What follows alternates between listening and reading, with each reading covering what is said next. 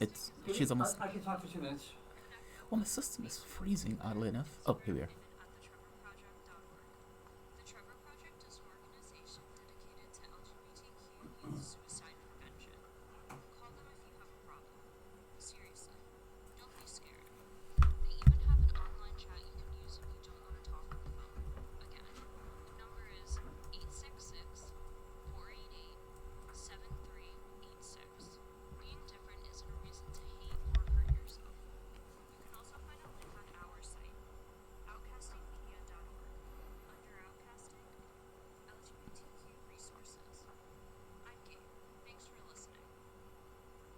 And thank you, Gabe. And now it's time for the Progressive Soapbox.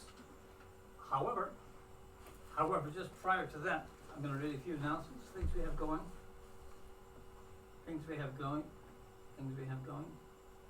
Except for the microphone. Wow. Everything but the microphone was going. Sorry about that. Yes, this is WRWK LPFM 93.9. Serving Chesterfield, Henrico, Richmond, Goochland, and Hanover, a little bit of Powhatan, and anybody who wants to stream us in the entire universe, well, they can get to us. You can get to us by going to the website, theworkfm.org. You see a little button there for streaming us, or for sending us money, or for making comments, or for reading about our latest tirade. There's always something going on in Richmond that doesn't get much press. We figure we should get those things pressed, because what's the media for if not to help improve your community? Being non-commercial, we do not have a mandate to make money. We have a mandate to tell the community what's going on that needs to be addressing, celebrating, or maybe going to meetings and saying, hey, I'd like you to do it differently. We have to exercise our democracy in order to have one, folks, so don't stay home. Watch the news, be part of it. And I'd like to also thank our grass underwriters, including myself. I do have a role in making this place work. I'm, of course, your announcer, Ron.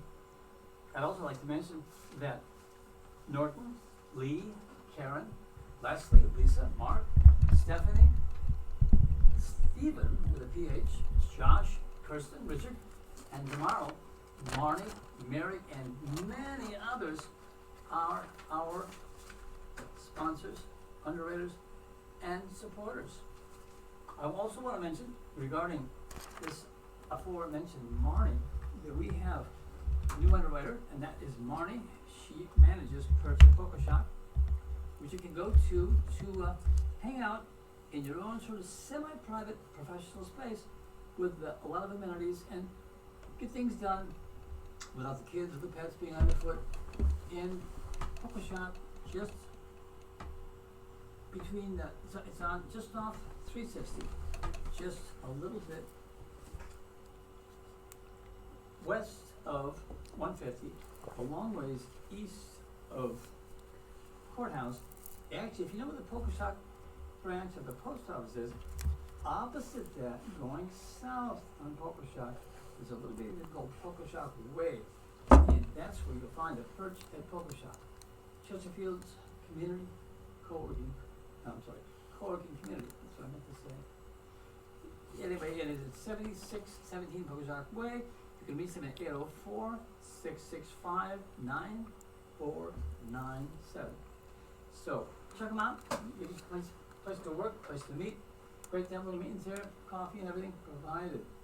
So, call them up, find out how you can plug in. Moving on to our programming, I have Jamarl sitting there waiting for his cue. So, I say, without further ado, here is the Progressive Soapbox.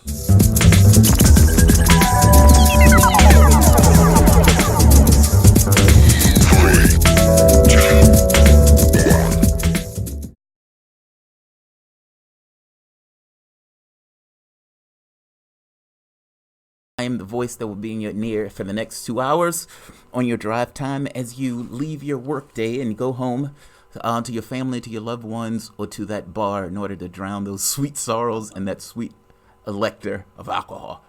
Hopefully it's not that bad where that's where we're going. Hopefully you're just going to a home or somewhere else and I have the pleasure of being the one that you can listen to on your way home as we talk about politics and current events and current news. I am joined with my online audience. So, for call-ins that will take place in the last 20 minutes, let's PG at first point. But second point, if you guys hear something that if you disagree with or that you agree with, that you want to add a particular point, you can call us at a number of 804-464-1089. That is 804-464-1089. And just so we're clear, this is WRWK 93.9 FM.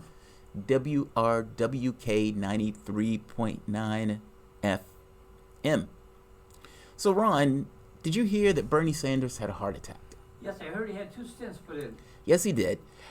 Pained me to hear that. Somebody on Twitter made a joke that says, I imagine the pain that Jamarl felt when you heard that Bernie Sanders had a heart attack.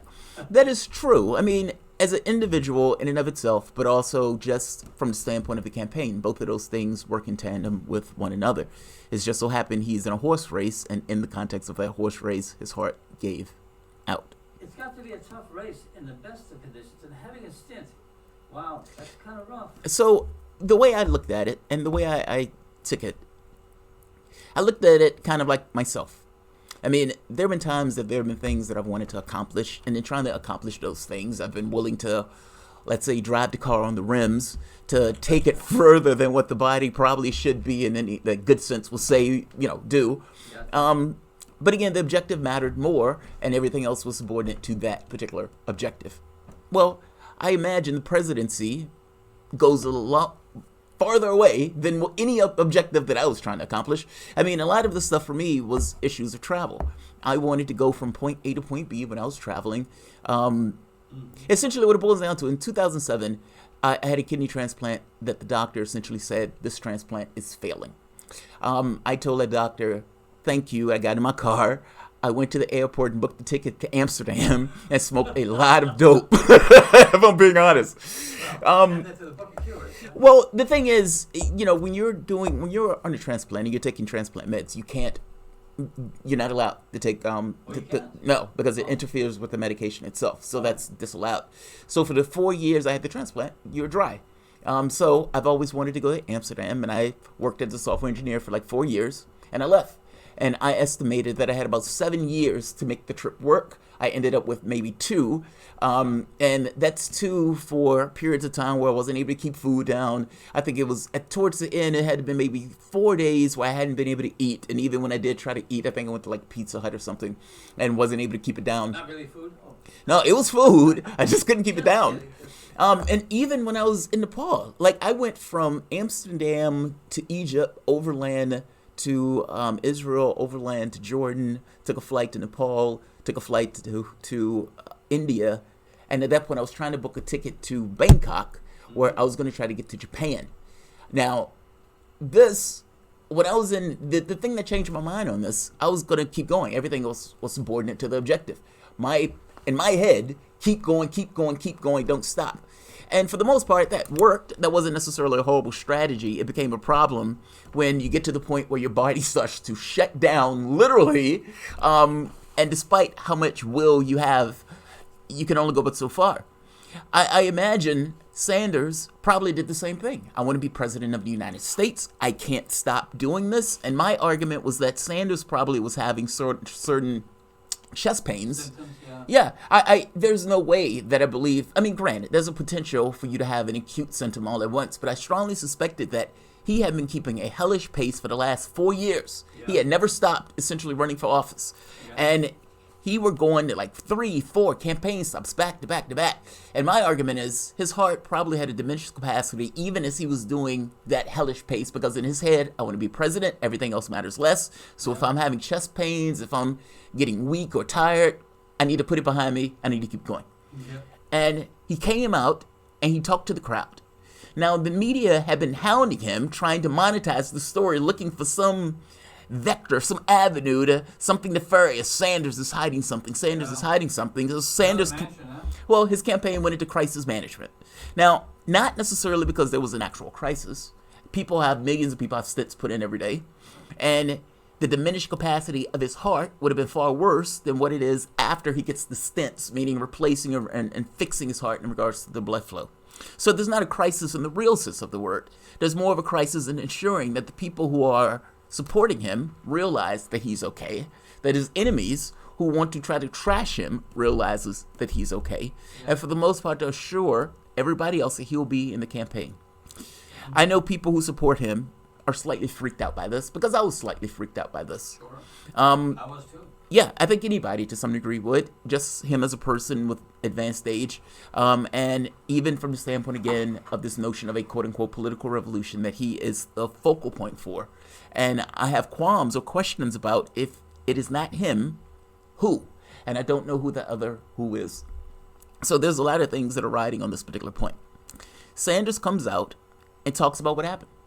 He just goes out to the crowd and explains what happened. The media kept running the story of, what's going on with Sanders, what's going on with Sanders. Well, Sanders came out and told us. Wow. Let's take a listen to Sanders explaining what happened.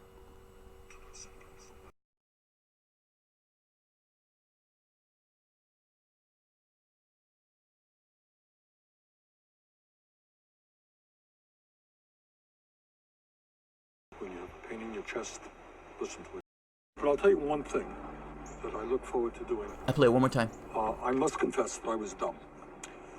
I was born, and thank God, that I have a lot of energy. And during this campaign, I've been doing, in some cases, 3 or 4 rallies a day, running all over the state, Iowa, New Hampshire, wherever. And yet in the last month or two, just was more fatigued than I. Now, this is not Sanders being dumb. Let's be clear. This is a person that has something that they want to accomplish. In many cases, when people are trying to do something and trying to accomplish something, especially when they're very determined in it and what they want to accomplish is so massive. I mean, understand, Sanders, for the most part, was relegated to the quote-unquote radical in Congress for the entire time he was in Congress. Yeah. And he gets into a race in 2016, he wants Elizabeth Warren to run. Warren doesn't run. He runs. He just wants to push the conversation to the left. And he finds out that there is a large segment of the population that was feeling what he was putting out there. Meaning his original run wasn't necessarily to win, it was just a push to the left. Only towards the end he realized, oh my God, they're feeling the burn. Yeah. He created and opened a space that wasn't there before. If you're looking at this notion of a hegemonic shift, or you could say an Overton window shift, what was the conversation in 2008? Think about it. What was the conversation on healthcare in 2008? It wasn't what we are talking about now. It wasn't this notion of Medicare for all, nor was it this notion of all of these Medicare for whatever plans that the other people are putting out there in order to try to catch up with the whole Medicare for all thing. Yeah. That wasn't the space. It wasn't there. He stuck his chin out and created that space, that scenario to which he created. This is one of those things where he is in a situation where he wants it. He wants it greatly. He wants it on multiple accounts. A, because he knows that he created that space, but B, also because he knows that he's the one that can essentially knock that stuff out of the park. Meaning it's one of those things where he trusts himself to enact those policies. Nobody else. He created the space. He wants to be able to enact it. So this coming out and speaking to the audience is Sanders' way of telling people, I am okay. I am still in this race. And he will be in the debates coming up later this month. All right. The catch is, as long as Sanders, this is a bad day. Everybody has a bad day. Think back to your bad days. Think back to essentially the day where you're like, oh God, this will never end. And it does. Ends. Always. It never fails. There are some situations that are chronic, fair enough, but this is not one of those situations. This is something that's more acute. The reality of it is, what is going to happen is day after day will pass. And if he goes into the debates and he's fine in a debate, there will be a high, let's say, examination of him. Don't misunderstand me. And for a few days, they would do their best to craft stories about old man Sanders or heart attack Sanders or whatever else they could try to monetize for their reality. Let them do what they do. Within the course of a few weeks, the story will ebb and fall away, especially if in the debate Sanders is still himself and he's still on the campaign trail doing what he does. This will pass. Don't fret. That's my pep talk to Sanders supporters. All right. Essentially, buck up, keep your chin up. Yes, this sucks. No, it won't necessarily be fatal. And yeah, this will pass. If this was taking place immediately at the point where people were starting to vote, I'd have concerns. The fact that we are almost, nearly a year out, or a little less than a year out, he has plenty of time to kind of make that up. Within the context of this race, we have another person who's in one of the leading spots, one Joe Biden. Now, I've made the argument that Joe Biden will flame out. I've made that argument for multiple points, even though I think I might be wrong on the reason why Joe Biden is going to flame out. My argument was that we're running in a lefty primary. And in running in this lefty primary, Sanders, for the most part, the question is, do you agree or disagree with Sanders? That seems to be what it is in the debates where you're talking about Medicare for all or climate and all of these other issues. And my thought was that Joe Biden, for the most part, is considered the centrist Democrat in the race. Nobody, he's the Hillary Clinton in this particular run. Nobody is unclear on who Joe Biden is in this race. And I don't think Joe Biden has tried to hide that to some varying degrees. I mean, he's put out a criminal justice plan that essentially repudiates everything that he's done in Congress. He spent most of his time in Congress locking up, putting black bodies in prison. And that sounds harsh, but that's true.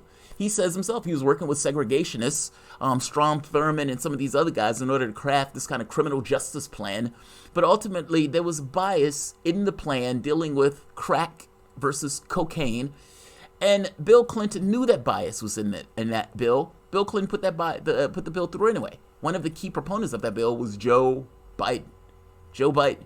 Now Joe Biden is the guy who supposedly repudiates all of this stuff. Not to mention the climate thing and everything else.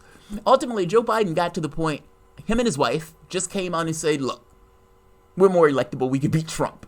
But shouldn't that be based on something? Isn't electability based on more than just being electable? It's like saying I am because I am. It doesn't quite make sense. It should be based on something. Well, ultimately, what you ended up with was the African-American older vote. They were propping Joe Biden up. And to some degree, still are. And this plagues me. It plagues me greatly. Joe Biden gets on stage and says black people don't know how to raise their families and they need to listen to the record player more. Now, this is a person that has a son that was a crackhead that got drummed out of the military. And I question, did Biden have his kid listen to the record player enough? What was his issue? I mean, ultimately, you're saying the community that outright supports you. This gets across a certain degree of hubris, and it also gets across a certain degree of tone deafness of Joe Biden's campaign. You are entirely reliant upon the African-American vote to get you out of the primary. Literally. That is not, that's not figurative. That it's literal. The elderly African-American vote at that. And to take that vote for granted in that way, to get on stage and say something like that. Yes, it was after 9 p.m., and this was during his sundown phase, but that gets across those questions of whether or not Joe Biden is the person to make this work if Joe Biden can't get on stage and be coherent after 9 p.m. And I would argue even before 9 p.m. This also gets across this notion of the pace that Bernie Sanders was setting. Joe Biden, in many respects, some places didn't know where he was, and some places didn't know Obama's name. But again, this gets to the pace that these guys were trying to set, and that Sanders was able to set even with a bad heart. Why am I bringing up Joe Biden? Because despite the fact that Sanders' campaign is running a bit of crisis management, that crisis management is more dealing with the perception of things. He doesn't want people he needs to talk to the audience. He needs to talk to the crowd. He can't necessarily be in his room and be outside from the media because the media is going to start creating stories if you have too much of a gap between yourself and media after something like that. It's just crisis management. Any campaign would do it if there was any particular injury associated with any person. If I'm not mistaken, Dick Cheney had his first heart attack at 30 years old. That's amazing. Really? I think so. I think that's right. Don't quote me on that, but I think that's right. I guess my point is this happens. People break down. His campaign is fine. Joe Biden, however, is a little different. This is a degree of crisis management, or at the very least, Joe Biden should be engaging in crisis management because his campaign is to some degree floundering.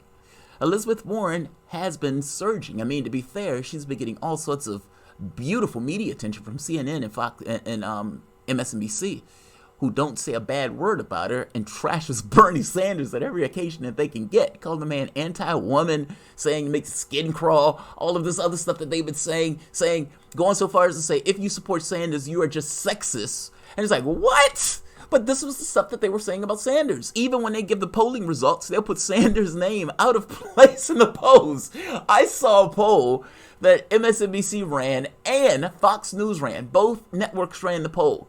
Fox News had the poll in order. MSNBC did not. They had Warren name in number 2, despite the fact that Warren's name should have been number 3 in the poll.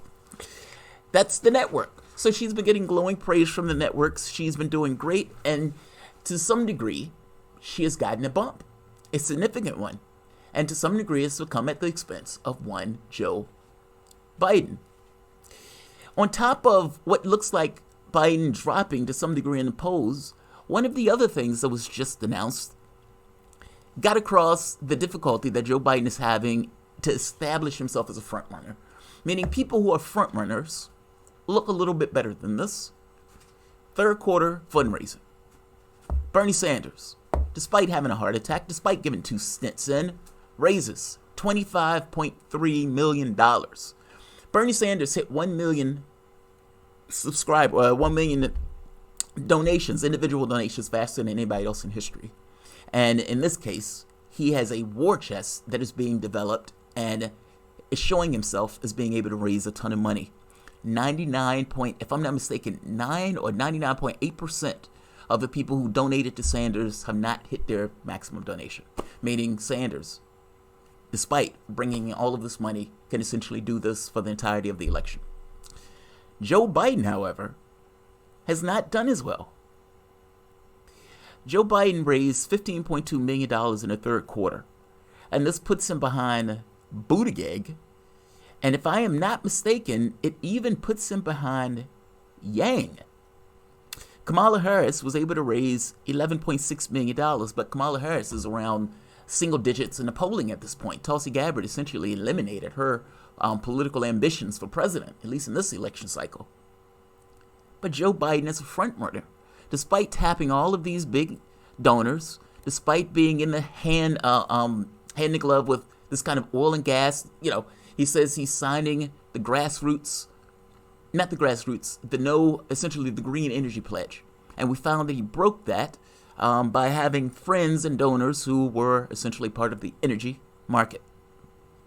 Despite all of these big ticket donors, Joe Biden campaign seems to be floundering. He has maintained a certain status as frontrunner, especially if you just look at the national polls. But when you get into the statewide polls, he starts to look a bit more dodgy.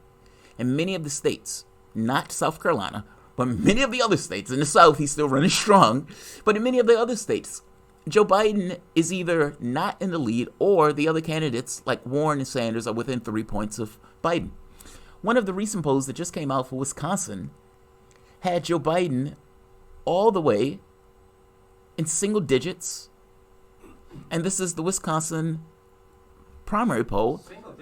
Single digits, 9%. Tulsi Gabbard, 6%. She is within statistical tie of Joe Biden in Wisconsin. Now, this is just one poll, and you can't necessarily take one poll as an end-all and be-all. I'm just kind of making the point that as a frontrunner, Joe Biden is weak. And when you look in the states, looking weaker still. And when you look at the money that Joe Biden is raising, looking weaker still.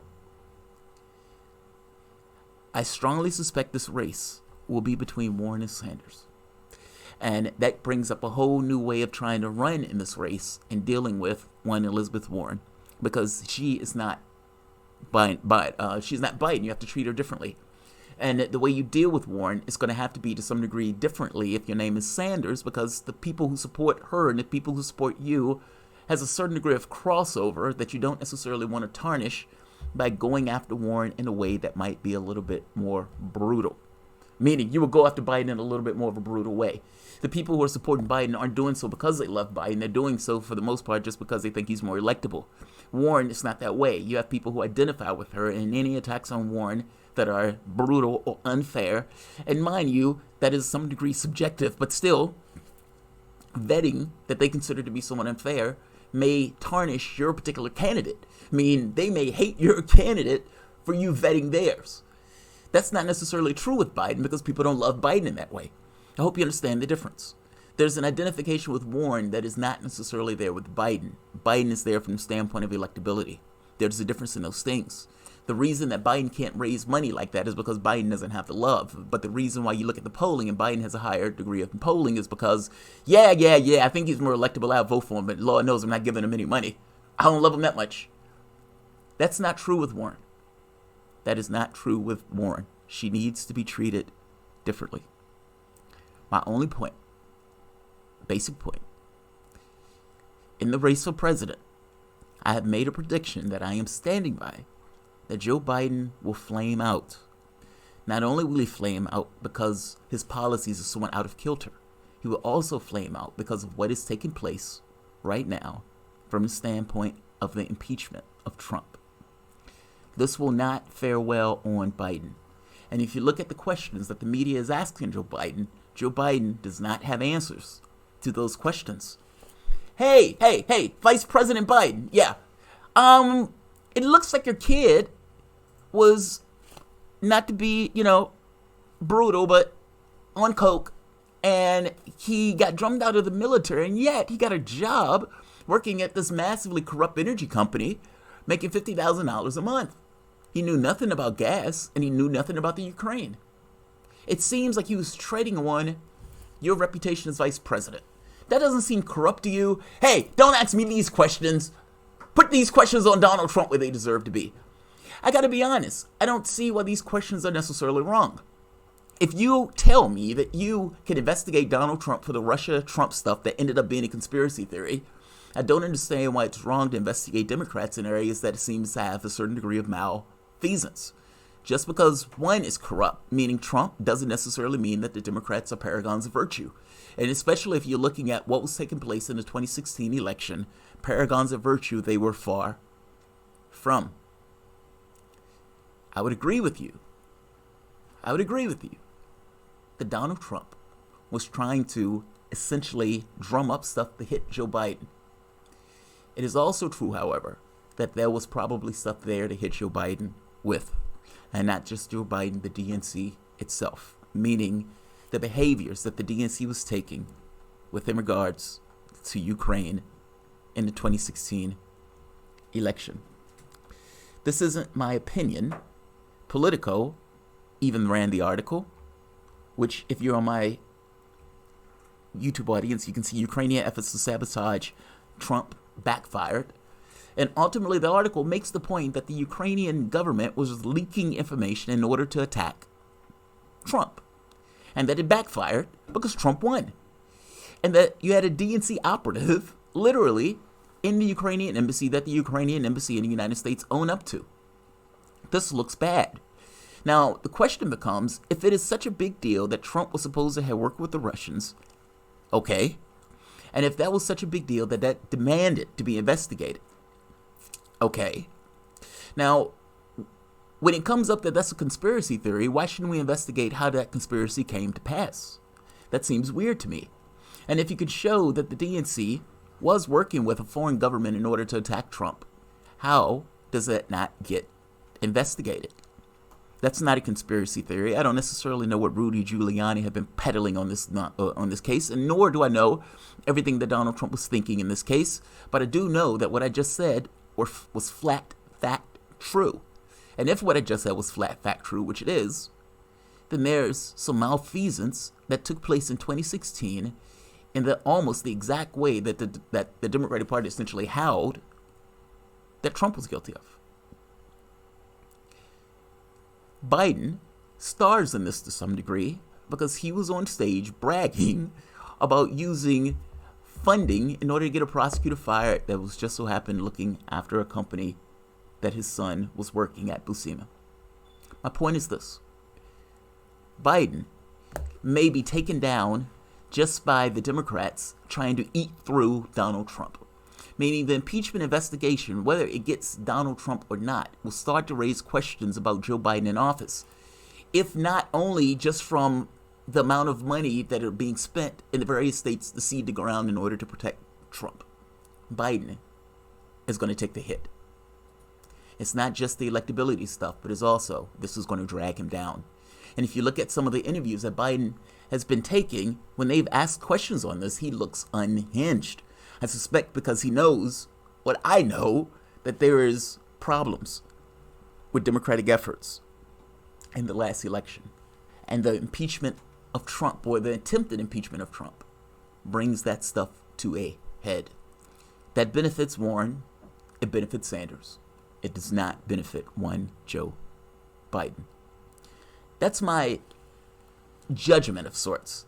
But we'll see. I mean, this is one of those things where it's going to take a few months to determine whether or not I'm right and whether I'm wrong. It does seem like Warren is surging, however. Sanders seems to be remaining pat, at the very least in the states. And Biden seems to be fading. But we'll see. We will see. This is WRWK 93.9 FM. This is The Work. Guys, if you dig this content and you find yourself coming back to this radio station, please like, share, and subscribe. Also, if you would like to underwrite this content and you would like to support this content, you can do so by calling 804-464-1089, 804-464-1089.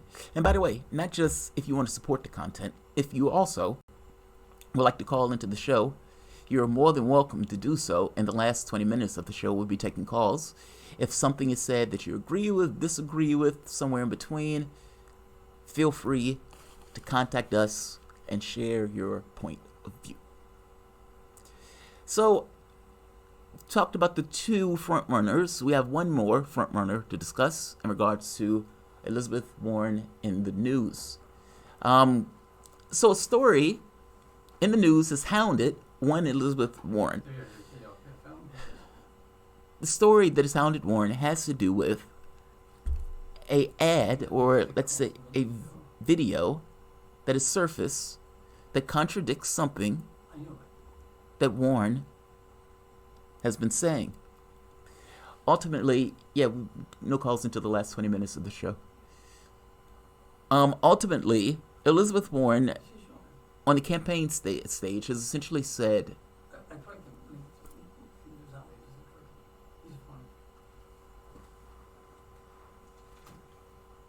no calls until after the...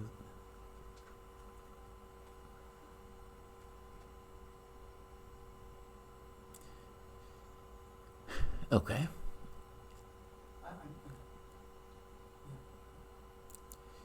Elizabeth Warren has been saying, Elizabeth Warren has been on the campaign stage, and she has been caught in a few untruths.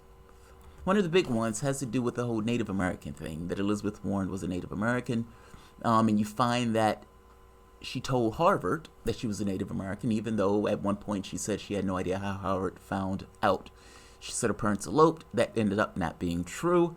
And now you have this other item where Elizabeth Warren has been on the campaign stage saying the following.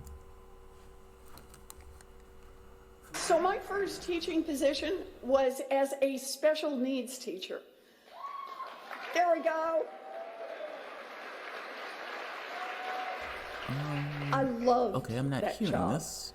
But by the end of the first school year, I was quite visibly pregnant, and the principal didn't invite me back for the next school year. The problem, as with many things about... No calls until the last 20 minutes of the show. It's massively distracting. That's the only reason why I say that. That's fine. All right, this is Elizabeth... okay. This is Elizabeth Warren on the campaign trail, essentially telling people that she had to drop out of school because she was dropping out of a teaching position that she loved deeply, because she was prego. Go. I loved that job. But by the end of the first school year, I was quite visibly pregnant, and the principal didn't invite me back for the next school year. The problem has... All right, you heard it. She was visibly pregnant. The principal didn't invite her back into the next school year. Two problems. Documents emerge showing the minutes for the meeting, and in the minutes of the meeting, for the most part, Warren was offered a second year, and in the documentation shows that she regrettably resigned. This is words. Warren discussing the same topic several years earlier. In a public school system, but I worked with the children with disabilities. And I did that for a year. And then that summer, I actually didn't have the education courses, so I was on an emergency certificate, it was called. And I went back to graduate school and took a couple of courses in education and said, I don't think this is going to work out for me. Now, this is somewhat different. She said they didn't welcome her back, and in the second case she said, well, look, I took the education courses and I realized this wasn't going to work out for me. Again, this to some degree contradicts what she is saying. By the same token, the documentation backs up the second point, meaning the first video where Warren comes out, the second video that took place, I think, back in 2007, where she talks about going back to school and not having the education. She realizes this is not what she wants to do. Well, that's corroborated by the minutes for the meeting in the area to which she was working. Meaning this whole idea of her being pregnant may not necessarily entirely be true. Catch and a caveat. Warren is standing by this story. And not just standing by the story, apparently there are people who were around her at the time who remember Warren, who can't necessarily corroborate her specific instance, but say there was a culture at the school of doing just that. There was also a local newspaper that made the point that the policy, that this was indeed a policy, meaning there's evidence that's showing that there was a newspaper ad that the school was stopping this policy, meaning this was something that was there. It was something that was a part of their particular school system, and so it leads a certain degree of credence to Warren's story, may have credibility to it. The problem that people are pointing to is that Warren said there that she was not offered a second year, where in the documentation and in the notes and even in her previous commentary, she was. It's hard to know. And even though you can't necessarily say that yes, as a flat fact, not necessarily telling the truth, by the same token, Warren has a track record of this stuff, and so it leads questions and doubts. This has been hounding her throughout the campaign. And at this point, even mainstream media is beginning to notice because they've started to ask these questions. Her supporters have pushed back on this, and her supporters are making the point that, look, this was a policy at the school, and so you can't necessarily say as a flat fact that she is not telling the truth. Fair enough. Fair enough. Going by her own statements and going by the meetings or the minutes of the meeting, however, her story gets to be a bit dubious. She's standing by this, though, so to her credit, I wanted to give the other side of that, because there's been a lot of only that one side of she's not telling the truth. And it's not fair to just give that side. The other side also has to be given. I want to talk about a bit of a backlash that I hadn't heard about. I just heard about this yesterday. I am not a massive follower of sports, meaning NBA, NFL. I don't necessarily follow these things all that closely. However, there are times where policy intersects those things, and this is one of those times. So the Rockets got into a bit of trouble. Now, Hong Kong has been racked with protests. These protests have been going on at this point for several months. We hear about these protests all the time. whereas very few times you hear about the protests in France.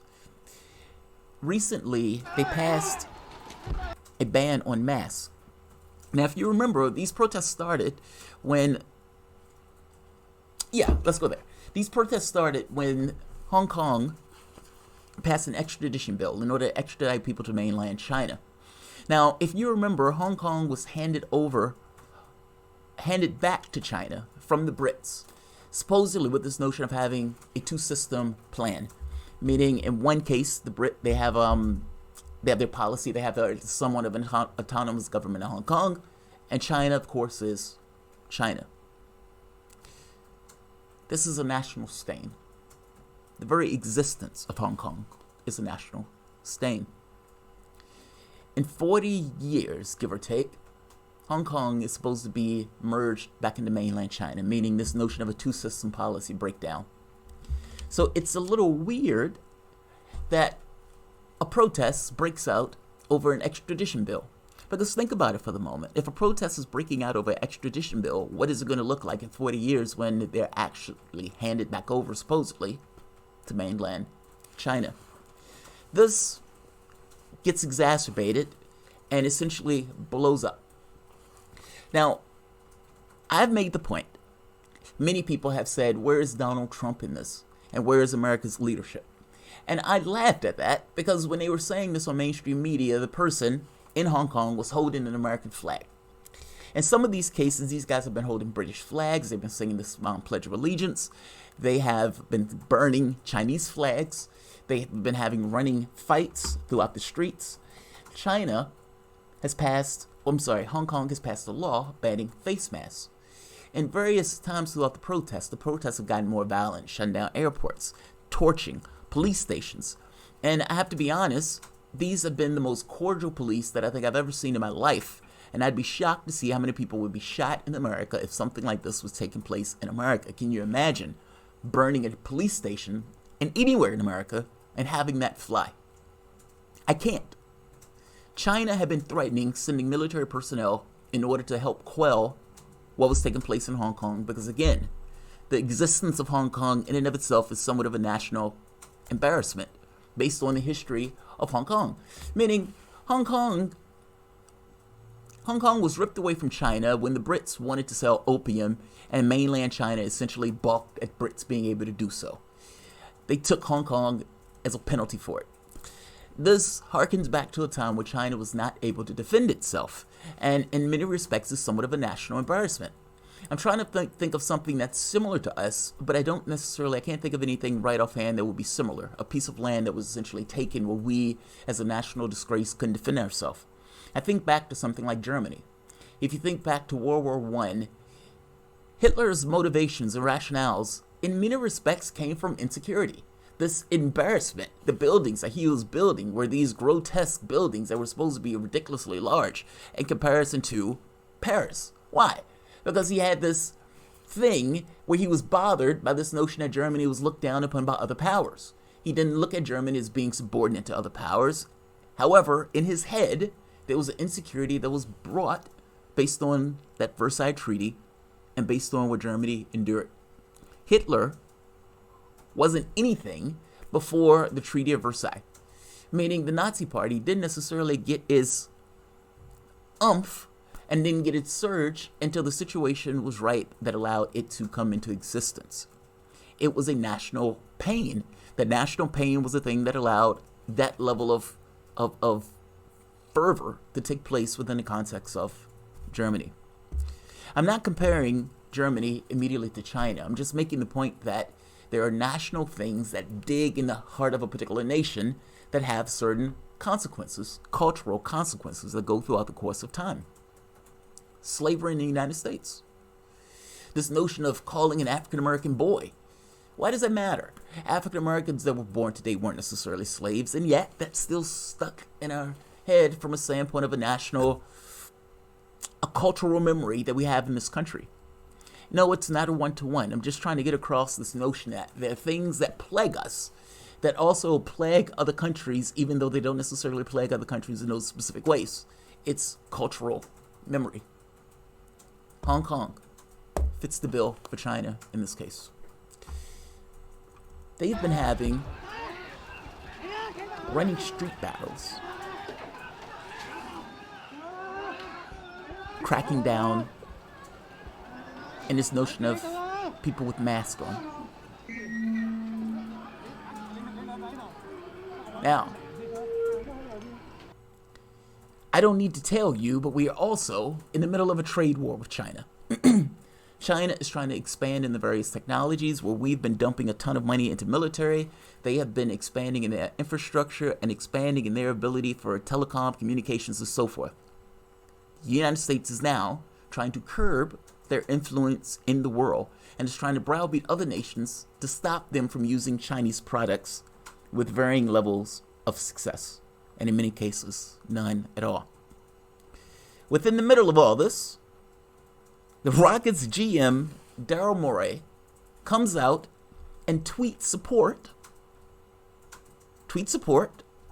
for Hong Kong. Now, why is this a big deal?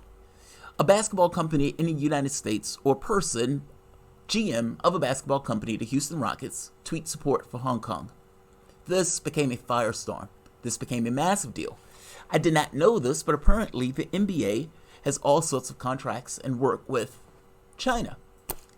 They have a ton of business deals, apparently big name business deals with China. This is,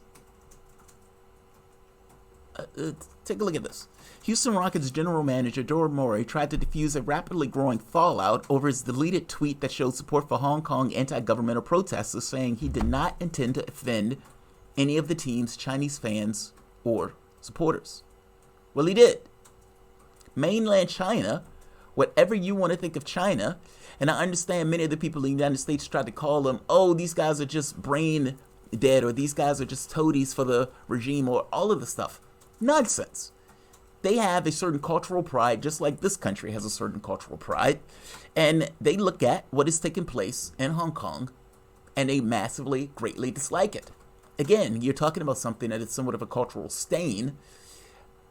Its very existence, let alone the protests, the fact that these guys are burning the Chinese flag, the fact that these guys are flying the American flag, and all of this, again, in the context of a trade war, where China knows that the U.S. has been using clandestine operations in Hong Kong in order to destabilize Hong Kong. They've shown you people who were state representatives of the United States. You've had elements, meaning, I can't think of the guy's name, Jack Lai, I believe his name, interacting with elements of our State Department working within the context of Hong Kong. They call us the Black Hand. When you're looking at the Chinese press conference that was talking about potentially sending in military, they very stridently made the point to stay out of Hong Kong's affairs. When you're talking about the Ukraine, we worked to push that government over and called it a revolution. It was more like a coup. We called it a revolution. We continued to try to push the borders of NATO with this idea of expanding NATO to the Ukraine, which would have literally put NATO on the border of Russia, despite the fact that we said NATO wasn't going to expand further. That was said under Bush, the first one. I guess my point is this. All of this is taking place within the context of a trade war. All of this is taking place in the context of the United States that has been more militaristic and hawkish in regards towards China and Russia, both of which have a military contract with one another, both of which we have been browbeating and engaging in a bit of brinksmanship, almost in a new Cold War. The Rockets GM stepped in it, and almost immediately the league flips out and backs up whole hog. A short time after Morey posted this statement, the ABC said it was regrettable that the quote-unquote deleted tweet offended many in China, and also followed that several companies in China, including some of the NBA's major business partners there, lashing out over Morey's original tweet. So, of course, Morey has to come to account and has apologized. I did not intend for my tweet to cause any offense to the Rockets fans and fans of mine in China. I was merely voicing one thought based on one interpretation of one complicated event. I've had a lot of opportunities since then to tweet, to hear, and consider other perspectives. Yeah, that's called business relationships that you lost, that brought you to account for you to apologize for essentially trespassing over national heritage. Other countries, believe it or not, have their own perspectives.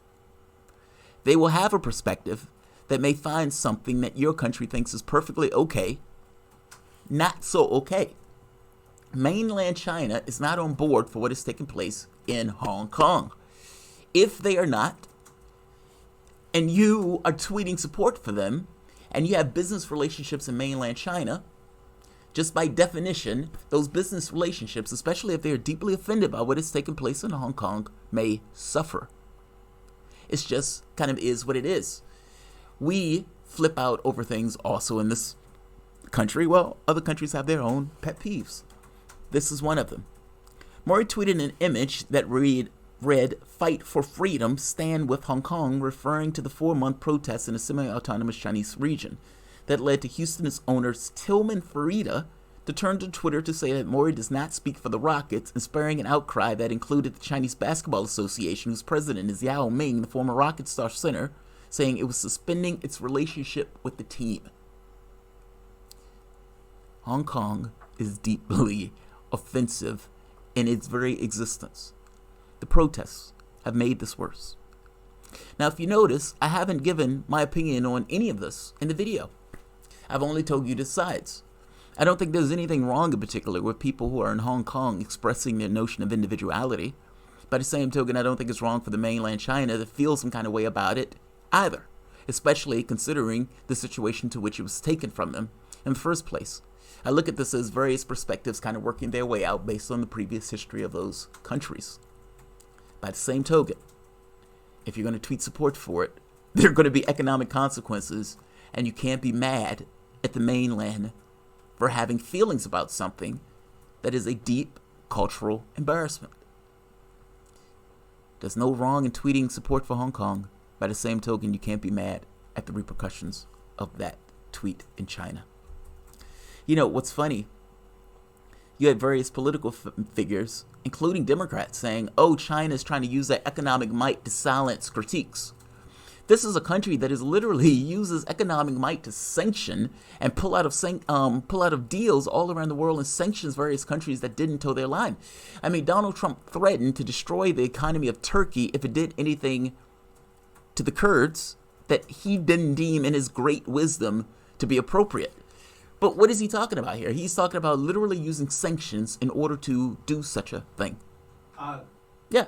I mean, like, it's amazing the level of hypocrisy in the statement. Oh, we shouldn't, I mean, and Democrats also, Democrats and Republicans, oh, China's using their economic might to silence critiques. It's like, yeah, but the United States was using its economic might to literally pull out of a JCPOA, a deal that was working, to essentially put tariffs on Turkey for buying weapons from Russia, and threaten India and threaten the world for buying oil if they got it from Iran. So I don't want to hear, I'm not going to take a lesson from the United States on using their economic might to influence behavior. It seems kind of weak to me to say we're going to retaliate economically if they retaliate militarily. Well, you mean Turkey? Yeah, I mean that's really that's what I call a diplomatic fumble. We might do something if you hurt those people. We might. Yeah, I mean, that's one of my stories. So I'm going to get to that story because that is one of my stories. I'm fascinated by this story, and I'm fascinated by the reaction in the public of that story. Yeah. And so I do want to talk about that story, but it is 5:55. All right, we're coming up on the hour. So this is WRWK 93.9 FM.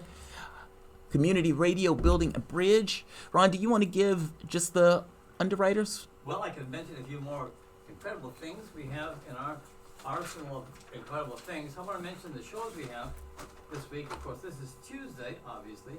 Wednesday, next Wednesday, not this week, but every other week, we have HER. That's Human Equal Rights.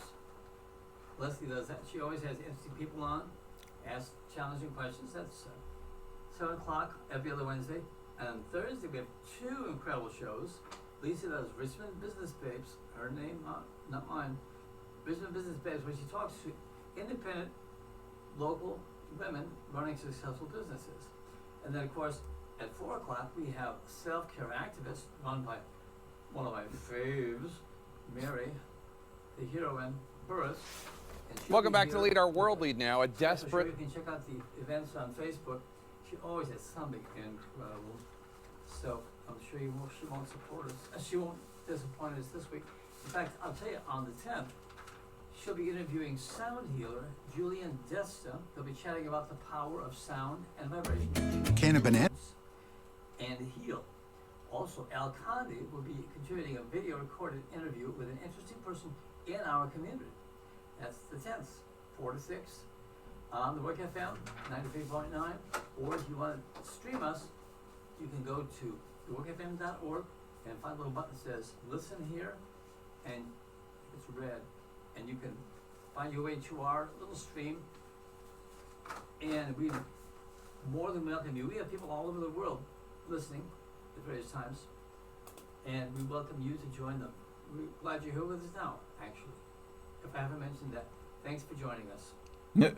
Very cool. Thank you for the heads up. You know, we have plenty of shows on WRWK talk radio.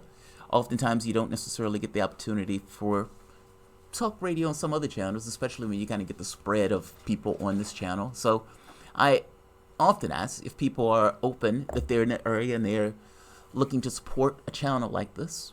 Feel free to call 804-464-1089, 804-464-1089.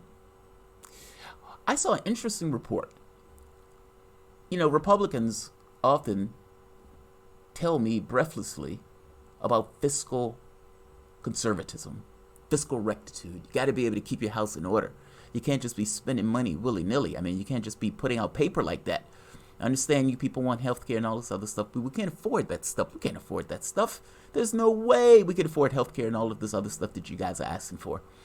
What's her name? The woman that is running in the race. She's not Elizabeth Warren. I can't think of her name off the top of my head. Do you know who I'm talking about, Ron? Tulsi Gabbard? Not Tulsi. What's the other? The woman. Amy Klobuchar. Klobuchar, yes. Klobuchar goes on a tangent where she is talking about anybody that is talking about giving away like health care has lost their mind. And essentially, we can't afford that stuff. We can't afford that stuff at all. So I want you to see something. So this is a New York Times interactive on the federal deficit over the past 70 years. And I want you to notice the line. Look how, this is where it was, 1950, and I'm just going to let it go. What you notice is that the amount of money that the top 1% was giving went less and less and less and less to its lowest rate in 2019. Now, what effect does that have? Think about that for the moment. 10 years later, a depression? Well, maybe. That's one thought. Fair enough. But something that's more basic and straightforward. I mean, after all, the Republicans tell us that they're the party to deal with the debt. They're the party to get the debt down. They're the party to get this stuff in order. And we can't keep going around spending money like a drunken sailor. What do you know? Federal deficit estimated to be $984 billion. The federal deficit is nearly $1 trillion a year. And that's the deficit. That's not like the main debt. The main debt is like $24 trillion. But we are literally putting on, at this point, under Trump, nearly $1 trillion a year. That's an extraordinary amount of money. Now, why are we putting that money on is the interesting point. Well, if you are taxing the rich less, and if the Americans, for the most part, are not having resources, meaning if you are making, let's say, $30,000 a year, and you were getting Medicare for All was in play, the amount of money that you're paying out of your budget to pay for health care is less than what you will be making as under the current system that we have, where a large chunk of your money is being taken out of your money that you're earning. You know what I mean? Like, the government, for the most part, has decided that it's going to spend a ton of money on military and everything else, and instead of taxing in order to pay for it, it borrowed, and it continued to borrow.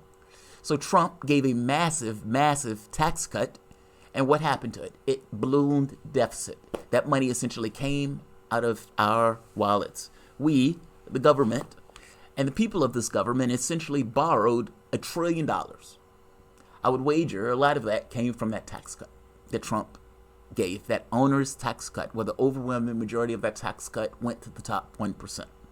This is at a time where we are at massive amounts of income inequality, and yet a tax cut. I find that to be astonishing. It's one of those things where the political device, for the most part, has deviated entirely from the public itself. And despite a public that voted for Obama under this notion of hope and change, which gave you this idea of what the public was thinking of, whether he gave hope and change or not, of course not, but it gave you this notion of what the public was thinking of, that he tailored that message specifically to, we're going to have a change of the way we've gone about our current politics. And then they didn't get that, and you get the Trump, where the overwhelming majority of the people in the country say he's massively unqualified for the job that they voted him in office. Well, it's change. Not much hope in that. There's a lot of change, and I would argue it's not even that much change. I know people think that we've fallen off of a cliff now that Trump took office. I'm sorry to disabuse you of that. We were already falling.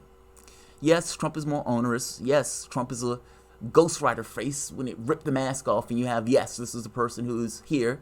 This is a representation of the country per se. But it wasn't that we've fallen off of a cliff.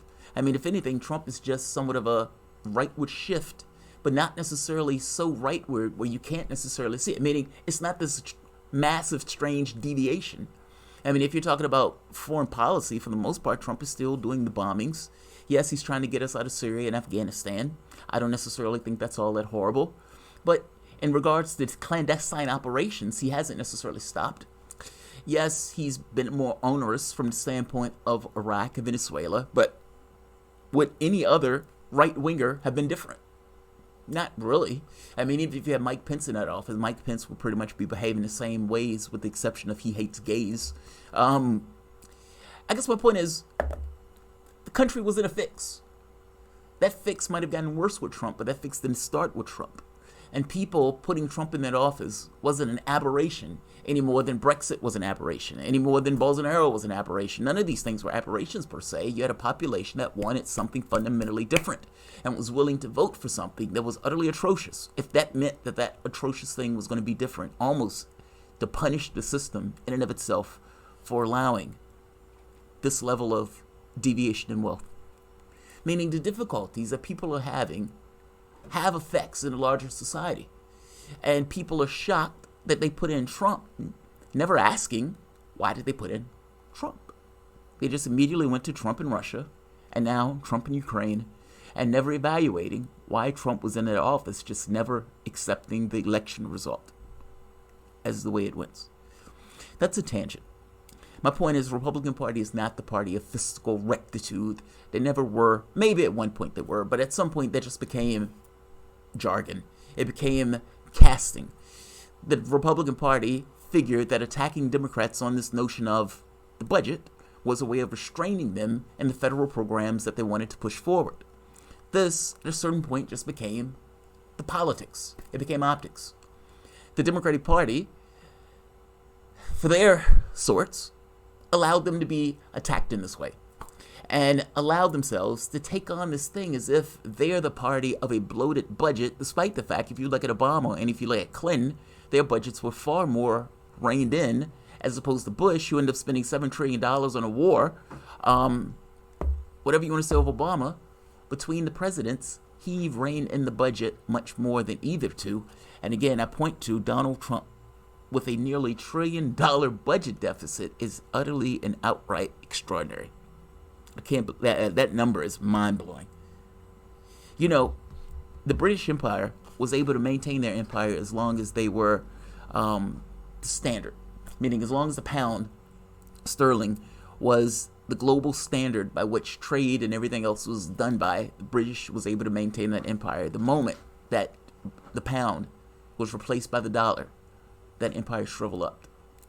Many of the countries have started to use gold, started to build up their reserves of gold. And not just build up their reserves of gold, you must understand that some of the policies that Donald Trump has taken in regards to using sanctions and using economic might in order to browbeat other countries, be it in Europe or be it NATO allies, they didn't necessarily take that well. And from their standpoint, looking for ways to mitigate the strength and the weight that the U.S. was able to use in the economic sphere, looking at the United States as not necessarily being the most trustworthy or fair actor in the process. And again, this is more so in the way that Trump was using the economic might of the United States. But of course, that would have consequences in those countries who are sovereign nations, not necessarily want to be browbeat in that particular way. In this, I'm talking about Turkey, I'm talking about China, and I'm talking about the countries of Europe, especially dealing with the issue of the JCPOA. I'm talking about Russia, who's looking for a way to get around many of the sanctions, and, of course, Venezuela. Yes, we've cut a trail, and that's to put it mildly. I want to talk about moving on from the federal deficit being just an atrocious sum of cash. And by the way, this is $1 trillion without you having health care. This is $1 trillion. Like, you need to put this in perspective. It's not a situation where you're spending $1 trillion a year and you have big, beautiful health care and you have education where you don't have to pay for your college education and college debt was wiped out. This is $1 trillion a year on top of what, a $24 trillion budget. Debt. And you don't have those things. You don't have those things. A better world is possible. A better world is possible. The next point I want to make, this is Tulsi Gabbard. Now, Donald Trump caused a bit of contrition, and let's put it mildly, or pissed a lot of people off. And this is what you were talking about earlier, Ron. Now, this is Trump put out a press release, or the White House put out a press release. This press release blew the minds of Washington. And I got to be honest, I'm not quite sure why, even though I do understand why. I know I'm saying two things at once, but both are true. Statement from the press secretary. Today, President Donald Trump spoke with President Erdogan of Turkey by phone. Turkey will soon be moving forward with its long-planned operation in northern Syria. The United States Armed Forces will not support or be involved in the operation, and the United States forces, having defeated ISIS territorial caliphate, will no longer be in the immediate area. The United States government has pressed France, Germany, and other European nations, from which many captured ISIS fighters came, to take them back, but they did not want them and refused. The United States will not hold them for what could be many years at great cost to the U.S. taxpayer. Turkey will now be responsible for all ISIS fighters in the captured area over the past 2 years in the wake of defeat of the territorial caliphate by the United States. Now, Newsweek said that Donald Trump had a conversation with Erdogan and got, quote-unquote, rolled. Now, this was an anonymous source that said this, and I'm always dodgy with this whole anonymous source thing, speaking from the shadows, especially when it's people who just disagree with the policy. You know, Donald Trump surrounded himself with people who dislike Donald Trump, and he's shocked that people who dislike him leak when he's having these conversations, or in this particular case, essentially leaks information saying he got rolled. Did he get rolled? Especially when it was a policy that Donald Trump has been talking about for the entire time he's been president. If you think back, Donald Trump had been talking about getting troops out of Afghanistan and Syria for almost 2 years now. Something always happened. He said, I'm going to get the troops out of Syria, and what happens? A chemical weapon strike, just out of the blue. And I'm going to get the troops out of Afghanistan, and then what happens? Something is leaked, meaning this whole back and forth with the Taliban. Something always happens from some leak or something in the intelligence system that gets across that stops him from doing what he said he wanted to do from day one. That's just true. This notion that he got rolled, maybe not, but I'm hesitant to say he got rolled since it seems like it's what he wanted to do. He wanted somebody else to take the bag. Republican dogma. They always blame Obama for Iraq, despite the fact that Bush went into Iraq. It was George Bush that said they had weapons of mass destruction in Iraq. George Bush lied. He got us into a country. And Cheney lied, outright lied. They took us into a country, they spent $7 trillion losing 4,000 American lives and responsible for 1 million Iraqi deaths. There is no person in the last 40 years that have been responsible for more deaths than George Bush, as a flat fact. And even looking at ISIS and all of this other stuff that was caused in this area. They blame Obama for this because their argument is, well, Obama pulled out of Iraq. If Obama would have just stayed there forever, there would have been no issue. No, I think this is utter nonsense. And yet, that's what they say. So what did Trump do? Trump said, fine, I'm going to give the ball to somebody else. I want somebody else to hold this bag, at which point he gives it to Erdogan and said, if you're going to take the bag, fine, I'm getting out of here. And he doesn't move the troops from Syria, which was some of the reporting early on. He didn't move them from Syria at all, meaning he didn't take them away. He just moved them into a different area of Syria. The United States has about 1,000 troops in Syria. And this note, this memorandum that Donald Trump put out, took Washington, by a certain degree, a storm, and created a large amount, to put it mildly, scientific terms, outright hysteria. Now, I read this, and I watched the reporting on it, and I saw one reporter after the next massively hysterical. I watched Lindsey Graham break away from Trump on this and say this is an outright disaster. I heard the Kurds who came out and said this is an outright betrayal. Chris Engel said this is outright betrayal. And the most important of them all, ladies and gentlemen, Pat Robertson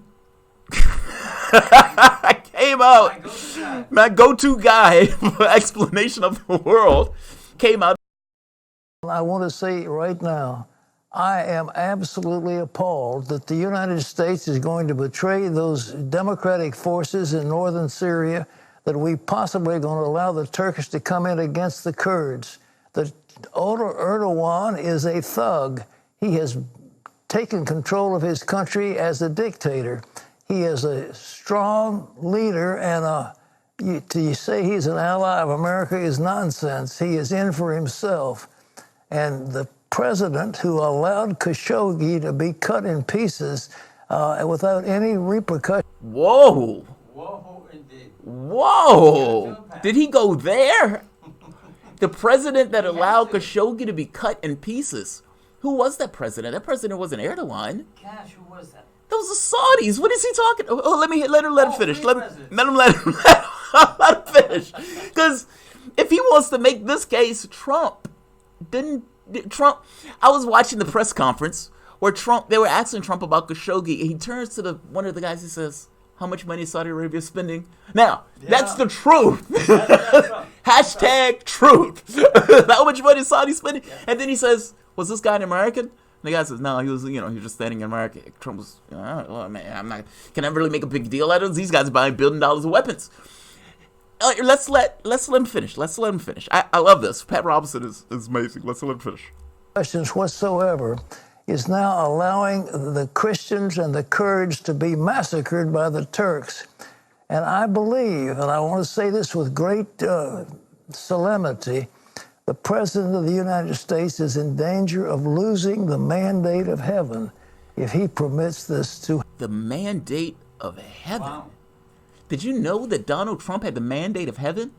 No, I didn't. I didn't realize that Pat spoke to God, but I should have guessed. You weren't aware of that?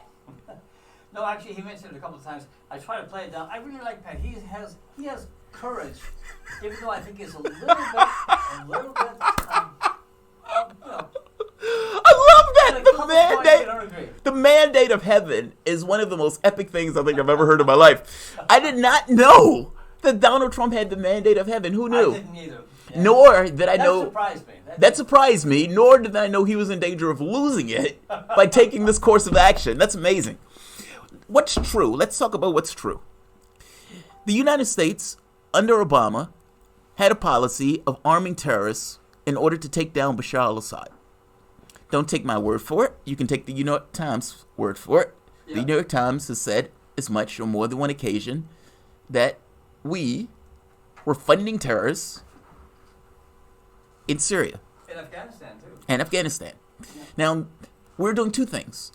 And these two things don't entirely make sense even though we were doing these two things.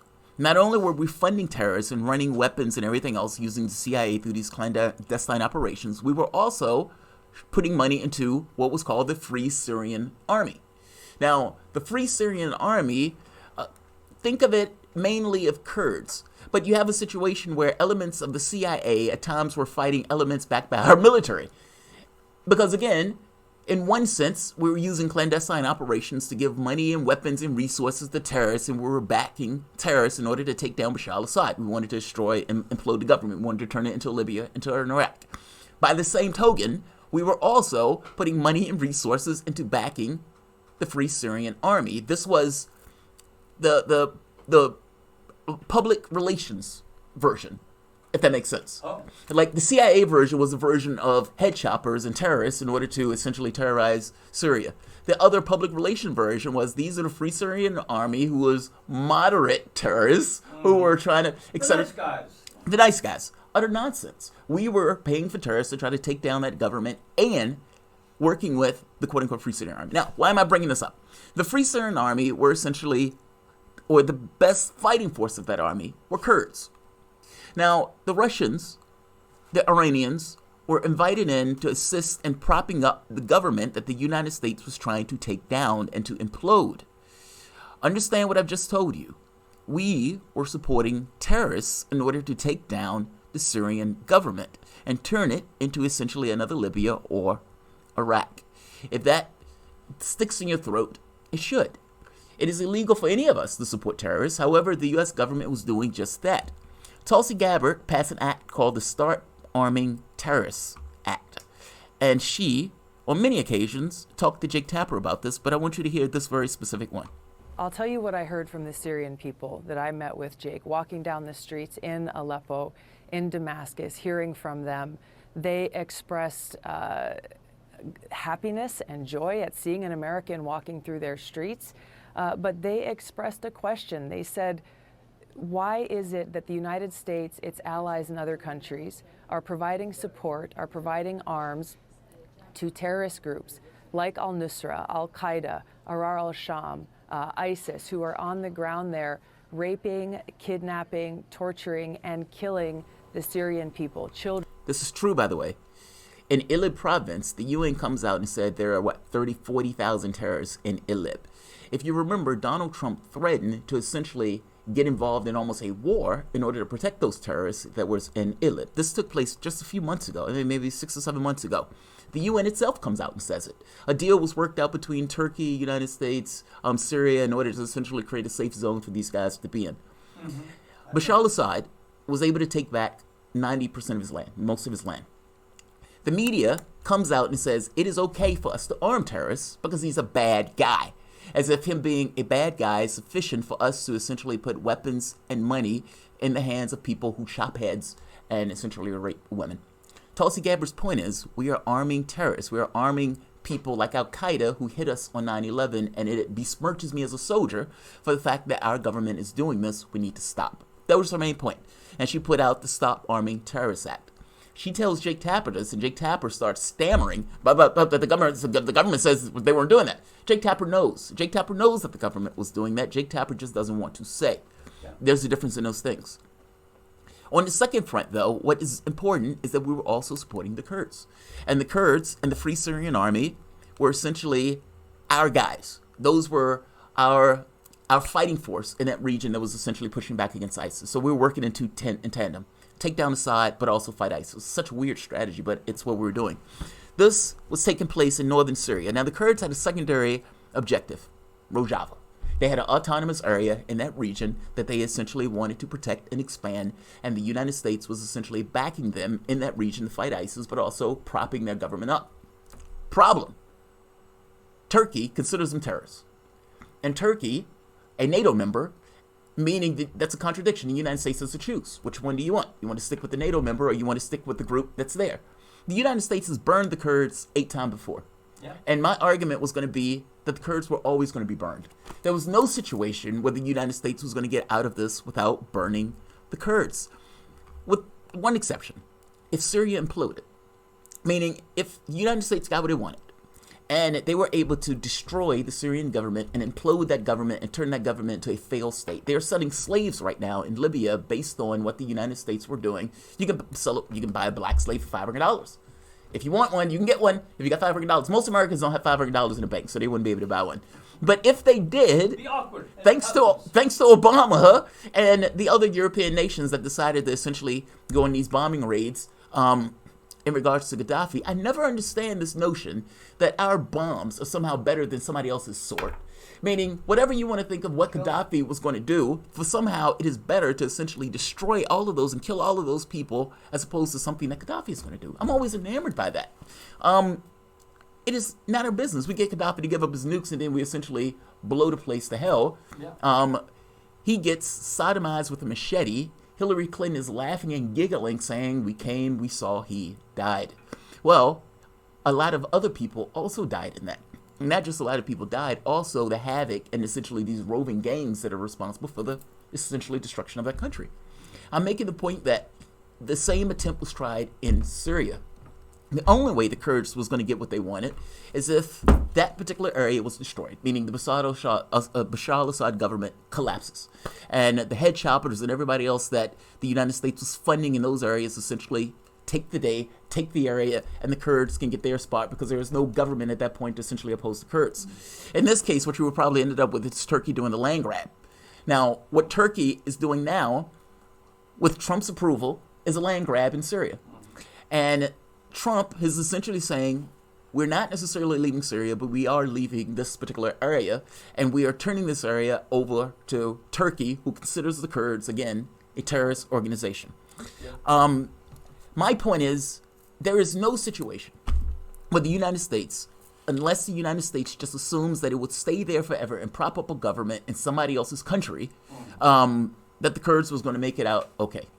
I mean, think about it for the moment. We are in somebody else's country. It is weird in and of itself for the United States to say, while we're in Syria, we are turning Syria over to Turkey, that again does not belong in Syria, and Erdogan is essentially doing a land grab for 20 or 30 miles within Syria. None of these people belong in Syria. Syria is a sovereign nation, and yet the United States is turning this over. The issue that people are having is that they call it a betrayal. They say, we betrayed the Kurds in this. And I asked the basic question, how do you not betray the Kurds in this? How does the Kurds, is it really the responsibility of the U.S. military to set up an autonomous region in that part of the world in order to, essentially, in somebody else's country, no less? Is that really what we want to do? And what does that mean from the standpoint of the relationship with Turkey? It's not so much that I think we haven't betrayed the Kurds. We did. By the same token, would you want your cousin or your nephew or your kid in that part of the world in order to stay there, in order to set up an autonomous region in somebody else's country? I don't. Yeah, well, Syria is a failed country, and we have failed Syria. But Syria is not a failed country. I mean, for the most part, Syria had what you can call protests that Saudi Arabia, United States, and some of the other nations in the region essentially helped make worse. They were putting in fighters and they were putting in money and resources and fighters in order to essentially blow that up into a civil war. Hundreds of thousands of people died in that war as a result of us dumping money and weapons and everything else and making that civil war worse than what it was. And continuously saying, Bashar al-Assad needs to go, Bashar al-Assad needs to go. If it was not for Russia, the people of that area would have been in a failed state. But just to be very clear, it wasn't a failed state before that happened. I mean, I'm just making the point that I understand what people were saying about Bashar al-Assad. Whenever you want to think about Bashar al-Assad, I don't take a position one way or the other. I'm just making the point that it's not my country. I don't belong there. The country was stable before we got into this notion of creating this kind of fomenting a revolution within the context of the country. Healthcare and all these other things. I mean, yeah, the guy might have been a dictator, but we deal with dictators all the time. What is the issue with this particular dictator that we all of a sudden get weepy-eyed about? Yeah, well, I can't tell you who it was that said, who had to tell the fair that said we want to go. I'm sure it's about oil. I'm sure it's not about anything but oil. Yeah, I mean, in the area in northern Syria, somebody was, if I'm not mistaken, I heard somebody make the point that there was oil in that particular region and so forth. I would make the point that the Kurds who are probably in Syria are probably going to make some kind of deal with Assad. Yeah. I mean, it is, after all, Assad's country. Again, whatever you want to think of Assad, he's the ruler or leader of that country, and any association or anything that takes place is going to have to, by definition, concern him. I don't understand this notion that you're trying to put, people try to push Assad out. It's none of my business. And I have a hard time making the argument to somebody that your kid needs to go there to prop up this other government. Because ultimately, again, it meant that we would have had to stay there for like decades. I just don't understand, like, the logic of that. I don't like this notion that Trump is, I'm going to hand it over to Turkey. That seems a little weird to me. But by the same token, us not necessarily being there for decades on end in order to protect this area. I mean, am I wrong on this? Like, what's your take on this? Well, you asked me. I'll have to tell you now. Yeah. My take on it would be that if we had real leadership in this country, a little early for phone calls, if we would have seen this through to peace talks in Syria and the Kurds and Turkey and Russia would have had to get along. Everybody has a reason for being there. Russia wants oil. We want oil. The Kurds want a homeland. Turkey, I don't know what Turkey wants. They really don't know what they want. But we would have seen it through to the end of a civil discourse, as opposed to Trump, who's just fleeing. But what's our business in being there? I mean, Russia is invited. Iran is invited. Syria is a sovereign nation. I think we invited ourselves. Well, we invited ourselves, right? That's called a war, like aggression, an invasion. Well, I'm not saying it wasn't aggression. I'm just saying if you're in it this far and you've made this many promises, you really should stick around until you can say, okay, we left with honor, as opposed to just bailing. I'm not a big fan of just bailing. Yeah. Especially since we spent thousands of lives and hundreds of thousands of Syrian lives, and who knows how many taxpayer dollars and how much profit went to our profitable arms companies. It's all a very filthy affair unless you stick around for an honorable conclusion. If you flee because it's not profitable, which is the only thing I've heard Trump say about it, I think you have to say that diplomacy has no role in the U.S. policy. We're just out there for the money, and otherwise, don't bother me, right? You don't think he made a campaign pledge of not, or getting us out of these conflicts? Trump makes promises that make people in front of him smile. He doesn't care what or when. But he does seem consistent on this. But he does seem consistent on this. I mean, he said from early on that he wanted to get out of Afghanistan and Syria. It's just something always happened when he tried to do that and pull the trigger on it. In this case, now he's gotten Erdogan to take control and essentially leave it. And by the way, his argument, Trump made this point of saying, I will economically destroy Turkey if they do anything that I, in my great and great unmatched wisdom, deems, essentially I've done it before, I'd do it again, because he wants to make himself seem strong, because people are like, you're fleeing, looks weak. What he was really saying was, I'm not gonna spend any military on this. I'm gonna flee. And if Turkey wants to do something nasty, I'm going to start calling in their loans. I don't know what he meant. He meant it's strictly economic. Well, yeah, he's talking about like tariffs and so forth. Turkey is known for doing things, irreversible things that are very nasty. They have a reputation. They're quite. I have a lot of respect for Turks, but I also wonder where their heart is, because they're very big on Turks and very little on anything else. I think that we probably are the weaker hand, and especially with Trump, we're the poorer player. The Tillerson memo was released that essentially was explaining that, look, we don't really care about humanitarian stuff. I mean, ultimately, we use humanitarian rights as a way of attacking our enemies like China or Iran or Syria. Right. So how is what Turkey behavior and Turkey trying to look out for what's best for them any different than the United States, who looks out for what's best for our own interests?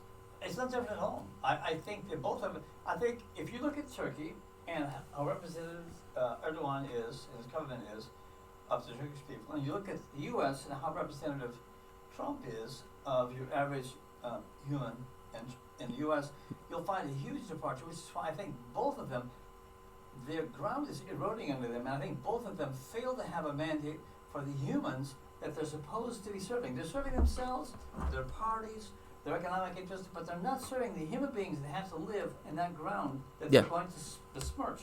I think we need to have better players that have a higher status. I mean, we always need a good economy, but we don't need to rape and pillage to get it, or lie. I agree with that. Yeah, I don't know if I entirely agree with the cutting and running stuff. I mean, because it seems like Trump was consistent. I mean, like, he's a consistent cut and runner. Yeah, he bailed.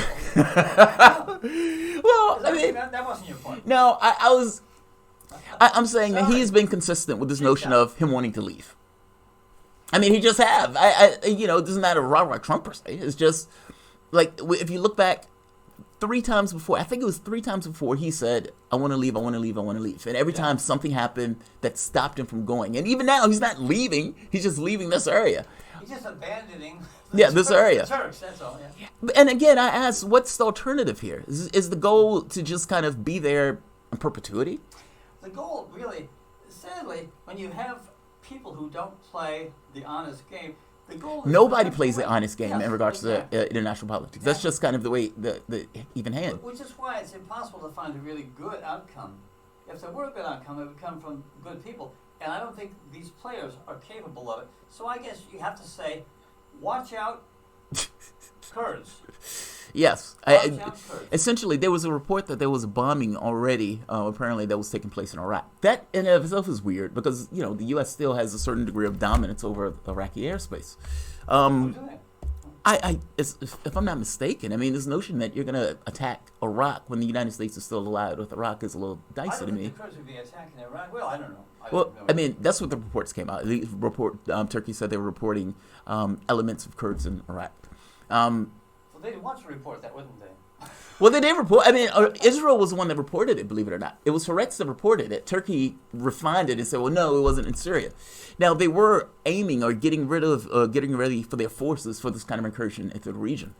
I'm stuck in this thing, you know, right and wrong in this case is a little dicey to me, but I'm stuck in this situation of, do I really want my cousin propping up the government in Syria? I quite agree. And I can't come with the answer of yes. I don't begrudge Kurds for wanting what they want. Don't misunderstand me. Yeah. Like, you know, Lenin wanted a Russia under his own ideals.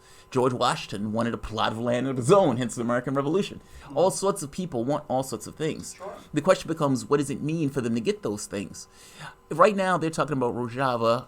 This is like the beginnings of the Kurdistan project of sorts, in order to destabilize. But this would destabilize all of these various regions. My only issue with this is, how on earth is the United States propping up an autonomous region in somebody else's country, let alone giving it over to somebody else who doesn't belong in that country?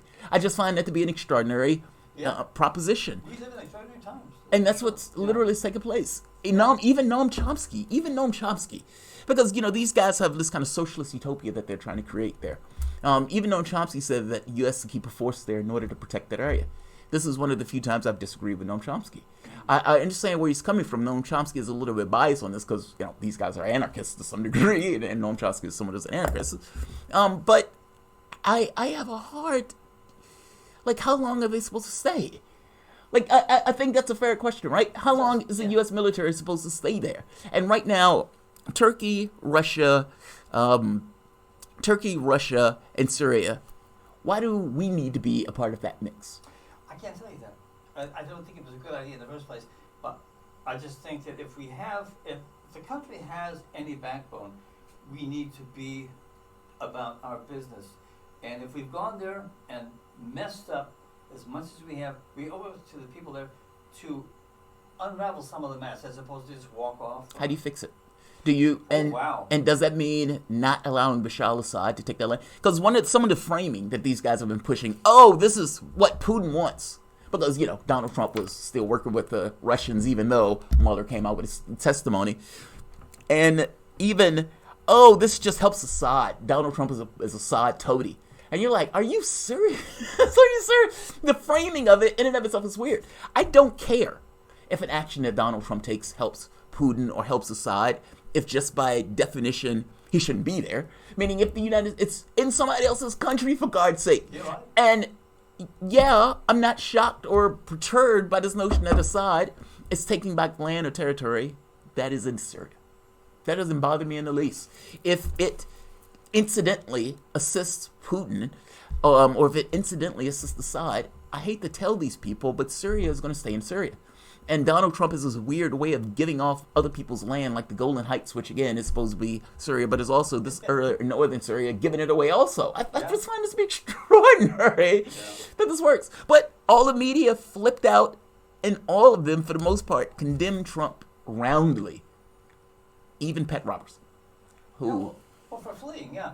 If the U.S. hadn't been there in the first place, I wouldn't say a thing about it. But we went there, And we messed up a lot, and we could have done a lot of good. We didn't. We didn't choose to. What would be the lot of good that we could have done? We could have brought civilization if we had any to share with this area. We could have what, civilization? Brought civilization, yes. Civilization. We could have made the place civil, but it didn't want to be civil, and we didn't care if it was civil. But if we wanted to export anything from the U.S., forget democracy, how about finding a way to be civil? So Syria wasn't civil before the United States got there? Lord, no. Really? Lord, Did they have health care? Syria they may have been ahead of us in many counts. I just know that when the people were suffering from the droughts in Iraq, they were hit very hard by the temperature changes, etc. Right. Rather than Assad finding ways to deal with them, he just decided to crush them. That's what. Oh, you're talking about the riots or the very genesis, from what I understand, the very genesis of it. Yeah, but it doesn't help when you have terrorists being paid in order to go to the country and essentially create havoc. It doesn't help at all. And we're, unfortunately, who knows how many of those terrorists we paid? You know? We paid a lot. I mean, the New York Times is making the point that we sent a lot there, not to mention Saudi Arabia, Qatar, some of the other nations that were surrounding that area that was trying to essentially destabilize the area. I guess I'm making a point that I don't know what it means for them not to be civil. I would say that they had a society like any other society, and they had their problems like any other society has their problems, and there were certain virtues and certain things that weren't virtuous. And I would argue that it is none of our business either way, and we should not in any way have been sending terrorists into that country. And to turn around and say they weren't civil after we were sending terrorists into the country looks a little dicey of a perspective, don't you think? Now, mind you, neither I nor the CIA are going to admit that we were sending people in there as terrorism. No. I can show you the reporting by the New York Times, where the New York Times literally explains in detail that we were sending terrorists in order to destabilize the country and take the government down. I can show you Wesley Clark, who said that the goal of the United States was to topple multiple nations in the Middle East, starting with Iraq, going with Iraq, Afghanistan, etc., going with Syria, ending in Iran. And one of the reasons that Iran got involved is because they knew they were next. So this notion of civility, I can even show you where the CIA toppled Iran using some of a similar strategy in order to ensure that they don't get their oil revenue. I don't know this civil thing. Well, I was using the word civilization is such a misnomer for modern human society. Civilization means civil, right? And it's the last thing on anybody's mind. I feel you, but I don't know if it's the job of the United States to give "quote unquote" civilization after sending a bunch of terrorists there to absolutely destroy the country. No, it's a real dark humor. Yes, it's like Venezuela. It's like, do you remember when Abramson? I would say people of policy.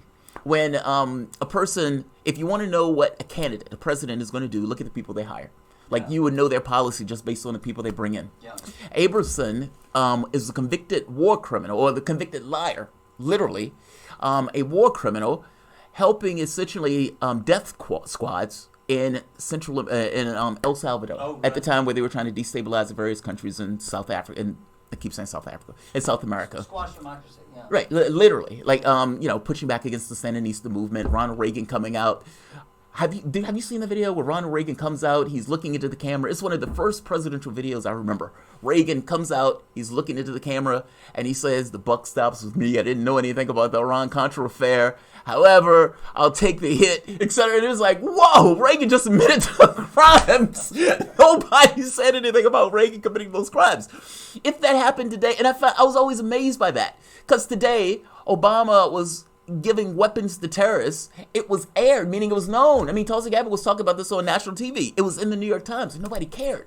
Back then, it was a major scandal when Ronald Reagan got caught doing that. Well, he was defaming Iran as he sold weapons to them to get money in order to give money to the thing. They passed the Bolin Act to prevent Ronald Reagan from essentially doing what Ronald Reagan was doing behind the scenes. Yeah. And Ronald Reagan skated. They still didn't. I can't believe it didn't get impeached over that. They let that skate.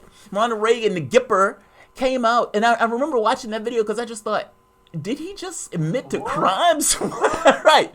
And so I look at that, and I think, all right, Abrams was their guy.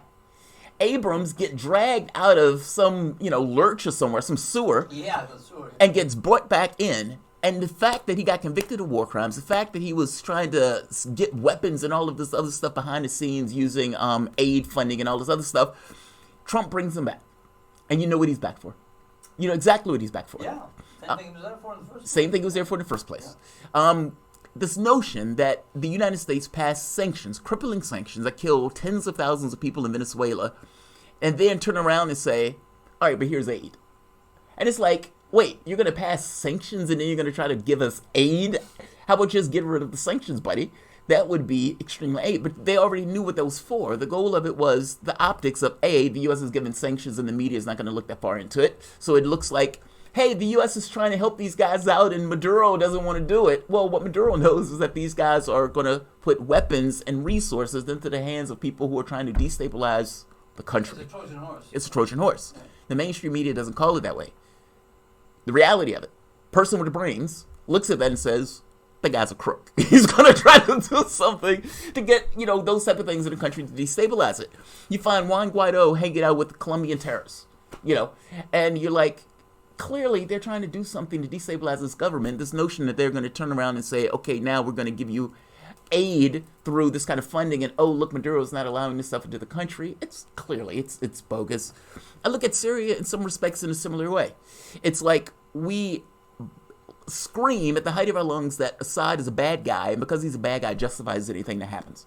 And missing the point that him being a bad guy doesn't have anything to do with the people there who are suffering under the terrorists who are chopping off heads and raping women. Literally, the accounts that Gabbard was giving when she was talking to the people in Syria, because mainstream media didn't go. They just had one or two people who were there who just rattled stuff off. She went, and she talked to the people there and came back and saying, we are paying terrorists. They're chopping off heads. And there's certain books that you can read that talk about Syria before the United States started getting involved in dumping terrorists. It is not the country that they say in the media that Syria was. That's my only point. This is nothing that I've said was rah-rah Bashar al-Assad or anything else. It's more so this notion of, should we support, fund, give weapons to head choppers? My answer to that, knee-jerk, no. Yeah. I don't like the notion of giving money or weapons to terrorists. Seems like a bad idea. A little bit.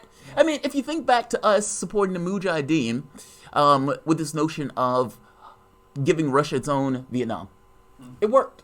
Yeah. What was it? Brezhnev bragged about it. What was it? Brzezinski bragged about it. Oh, look at what we did. It went awry during Al-Qaeda, however, because those guys were the guys that were fighting us in Iraq. Same camps. Yeah. It's blowback. We take a certain action, and that action has consequences that hits us later on. The United States funds weapons and resources and all these things for terrorists in Syria, and what happens? Syrians flood into Europe. Europe's politics gets entirely destabilized with all these right-wing parties able to take power because they use the same line that Trump uses. Oh, look at these immigrants coming into the country. We need to take our country back, with one exception. In some of those countries, some of the left-leaning governments took in more that they can handle, allowing them to make that argument with a little bit more force than they can make it in the United States. All of that is a consequence based on what was taking place in the Middle East in regards to us and the weapons and the governments we were knocking over and the countries that we were involved in, Obama taking 2 wars to 7. These things have consequences. These are horrible consequences. Yes. I ask the very basic question. It's not so much that I'm entirely anti-war. It's more so that I'm not on board for knocking down governments. And if you really want to secure a government, I strongly suspect you will get further dropping food instead of bombs. Like, think back to the wars that we were in World War II. I mean, we outright demolished Germany. I mean, this was a vicious, vicious war. Nasty. Germany and Japan has become 2 of our main allies to this day. Why? We rebuilt those countries. And we were able to rebuild those countries in a way that didn't allow those countries to languish in isolation and poverty. I mean, Iraq is on fire today. The lesson of the First World War. Yeah, Iraq is on fire today. Right now, they're blowing up. Ecuador is on fire today. Linda Moreno is starting to pass in these kind of neoliberal policies that adversely affecting the lower part of the economic chain, and the country is responding in kind. I love Quito. I've been to Quito. Quito is a beautiful place with beautiful people. It kills me and shocks me that they are having this level of chaos just because of the people they're engaging with. But when you look around the world, or France, you have these guys fighting left and right on the streets. Hong Kong. I think I've said That is Bolivia or Honduras. You have all of these countries that are for the most part on fire. And many of these countries, when you look back at the history of these countries, unfortunately, the West has had a hand in screwing around to some degree with them. I know people have their different beliefs. It's not that I love this notion of leaving an ally in the lurch. It's more so, it's like, yeah, it's an ally in the lurch, but should we be there? Like, Yeah, well, it's just a weird thing. I don't know what's right and wrong in that, if I'm being clear. It's mostly just a perspective.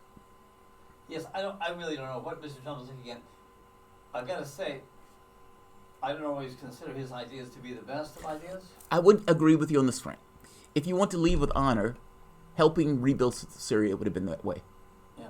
Like, honestly, like, not so much like I don't think you need 1,000 troops there. I think the thing that you need is to rebuild the country with honor. I mean, Iraq is blowing up because their issue is low job prospects, low job opportunities, low investment in regards to building up the country and those type of things. And you would think that the moment that we destroyed that country and all of that oil that would have been there, you'd have thought the oil would have paid for itself 1,000 times over. Not so much. I wonder where the oil money went. Yeah, well, you know, Any ideas? Yeah, I have a few. I have a few. Yeah, I have a few. Same thing with Libya.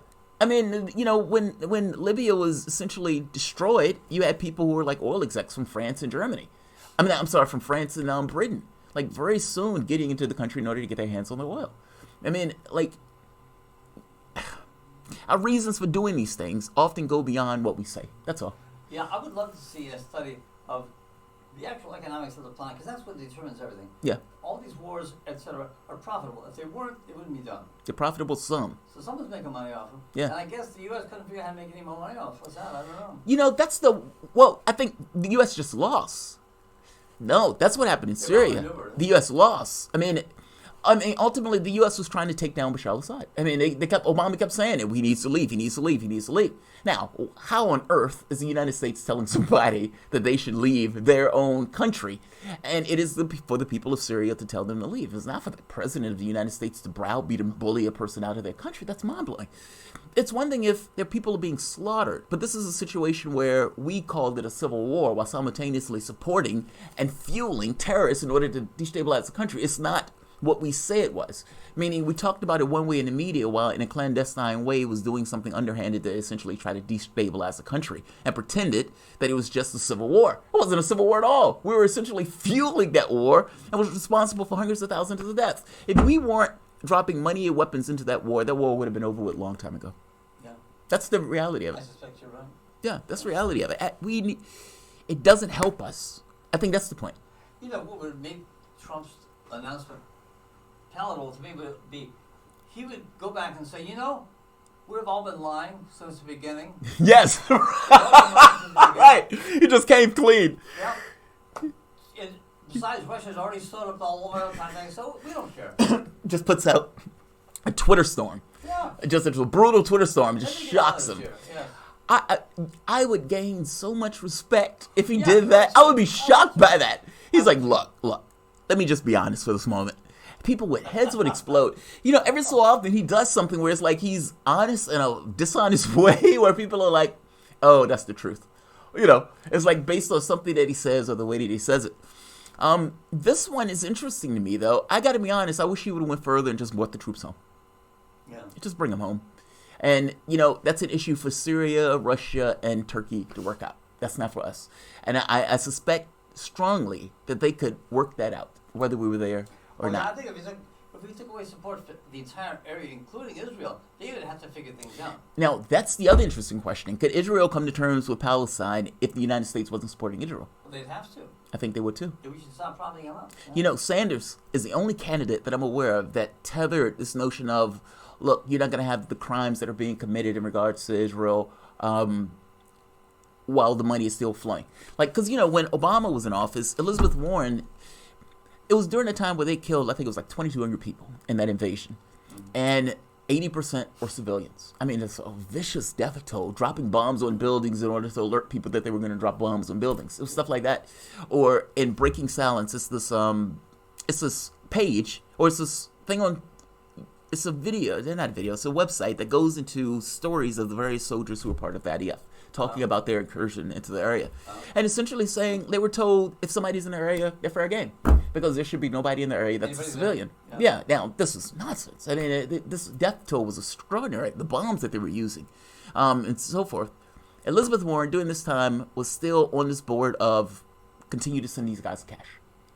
And it's like, there should have been a tether to, hey, maybe you shouldn't be able to kill all of these people and still receive money from the United States in regards to just unwavering support. Yeah.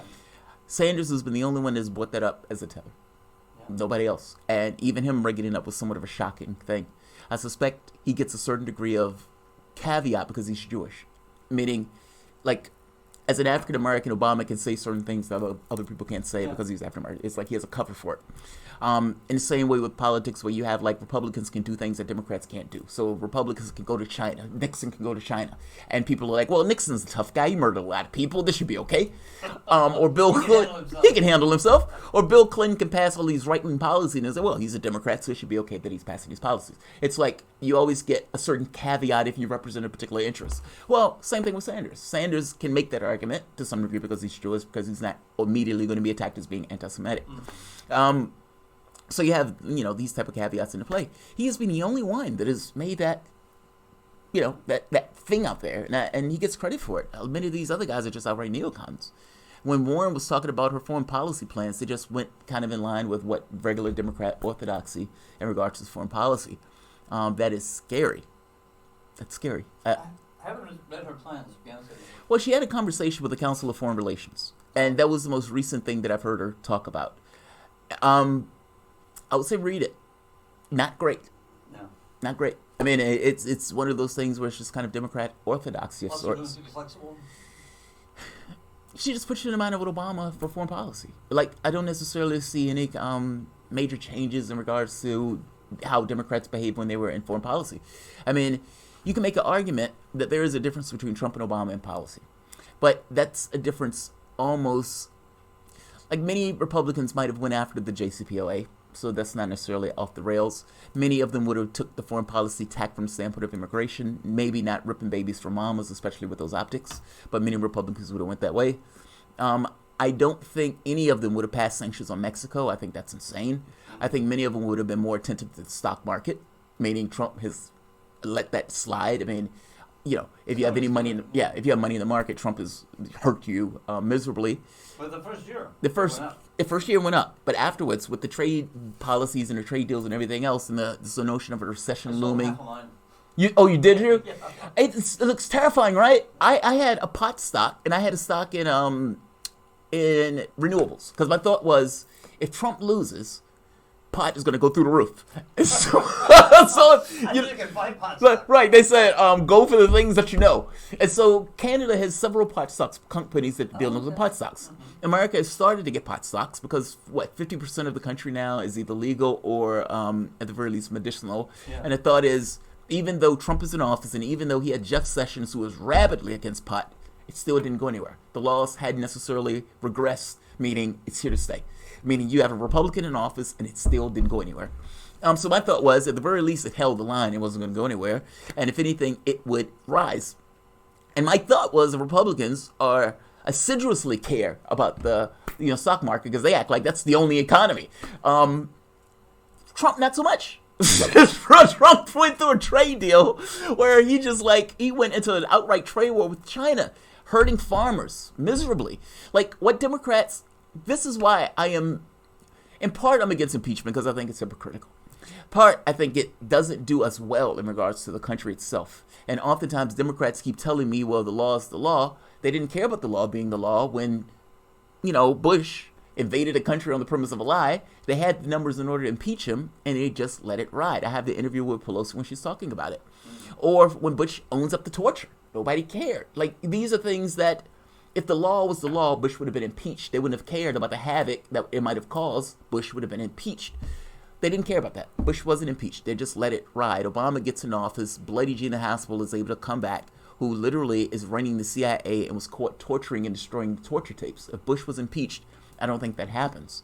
If Bush was impeached, I don't think Bush is out there dancing with Ellen or laughing with Ellen. The guy's a war criminal. And at the end of the day, they essentially let him walk because they didn't want to look for... Obama said, we're looking forward, we're not looking back. Well, all crimes take place in the past. And you can't make the argument to me that the law is the law is the law if you just kind of ignored it under Bush. Yeah, just when it's handy. Yeah. I guess my point is, I think it's going to cause havoc. I think there's going to be all sorts of problems that come with a certain degree of non-legitimacy running through this kind of impeachment hearing. So we will see. We're coming up at the end of the hour. Yes, I think we have roughly 3 minutes. Okay. Well, I would say this. Just a few points. It is a betrayal of the Kurds. That's a flat fact. Mm-hmm. It is also true that the United States military, I honestly don't believe, should be there forever. And you can make a case to say, okay, is there a way for us to leave that doesn't necessarily allow the Kurds to be under such a hostile threat, seeing as they were our allies? Mm-hmm. The problem here is that Turkey is also a NATO ally. And either way, there's no way to square that circle in any kind of like real terms. And Trump did not want to be left holding that bag. He seemed to have wanted to give that bag away for a long time, and he was able to do it just giving it to Erdogan. Yeah, it's a betrayal. By the same token, I don't think we should be there forever. And I know some people completely disagree with me on that. I suppose the argument is, how long should the United States be there to prop an autonomous region? And should we prop up an autonomous region in somebody else's country? And that becomes like dicey to me, you know. But understand the thing of their allies, and maybe we shouldn't dump our allies. So fair enough. Fair enough. Guys, I want to thank all of you for this 2 hours. This has been the Progressive Soapbox. Jamarl Thomas, I am your host. I've been working with Ron, and I appreciate him for doing the dashboard for me. Guys, if you enjoy this, please consider, especially if you're in the area, underwriting the content. You can contact the radio station at 804-464-1089. That's 804-464-1089, WRWK 93.9 FM, The Work. And I will talk to you guys next Tuesday. Same time, same channel. Progressive Soapbox Radio Hour. All things being equal, yes, I will be here. All right. Well, same so for us all. We all have some tenuous details of all of our lives. But since you gave me a few minutes, I think I'd like to mention a few more of our favorite sponsors. Particularly, I didn't get a chance to mention the Thrifty Quaker. They are an incredible place. Oh, can I say that? Oh, yeah. Anyway, I just want to say that the Thrifty Quaker is a thrift store that is, of course, it's run by the Quakers. It's a non-profit. But what little money they do make, beyond expenses, that is to say paying staff and renting a building, they give it away. They actually gave us a bunch of money a couple of years ago. Oh my gosh, it was so wonderful. Really, they're just wonderful even without that. The Thrifty Quaker is on the corner of, it's actually on the Goldfield Road and 60. There's probably a better name. Yeah, Midlothian Station Shopping Center. It's right in the very vertex, the very interesting center place. There's a bunch of neat places around it, but that's the neatest thrift store, I think, because they give their money away. They make it possible for you to reuse the clothes you don't want, the shoes you don't want. I've given them saddles. I mean, they can give them anything, and they'll find use for it. So I want to make sure that we know about them. Also, I want to put in a plug for the love commercials. We're going to be starting to run love commercials, which are the kind of the opposite, or maybe the supplement to commercials. Things done for commercial reasons. But in other words, you have to buy someone's. You have to pay someone to say nice things about you. There's probably something, not so nice to be said. So I think we have to put it in for love commercials. Things we do because we love them. Things like gravity, motherhood, apple pie. Somebody has to make the apple pie, but you get the point. Simple things, direct things in our lives that we kind of maybe take for granted. So this is to get past the taking for granted part and start appreciating things knowingly. And of course, part of that, dear listener, thanks for staying with us, is going to our Facebook page or our webpage, theworkfm.org or theworkfm, and hitting, in the case of the Facebook page, the Contact Us button. Contact us in a world of capitalist things means send us some money. So click on Contact Us, that will take you to PayPal. If you go to the website and you see Donate to Us, that means take you to PayPal also. And if you can check that little box that says recurring, that really helps a whole bunch. Anyway, so tomorrow there is probably no show. We might have a show from Leslie, but probably not because she only does shows every other week. Last week was her week. However, we will have 2 shows on Thursday. That'll be Richmond Business Babes at 11, Self-Care Activist at 4. On Friday, we have a show we run at 7, Critiques of the Culture, is loaned to us, given to us by WRIR, our sister station to the north, 97.3 in Richmond. And, well, I look forward to serving you even more in the future. We have lots of good programming coming up, and I'd love to have people in here doing what I'm doing, so I could be home listening to the radio instead of trying to think of things to say while I get the loop going. So, anyway, to make a really smooth segue, we have a loop running in the background of all of this. And it looks like the show, plain speaking, is just about to restart. And I will give it to you from the top.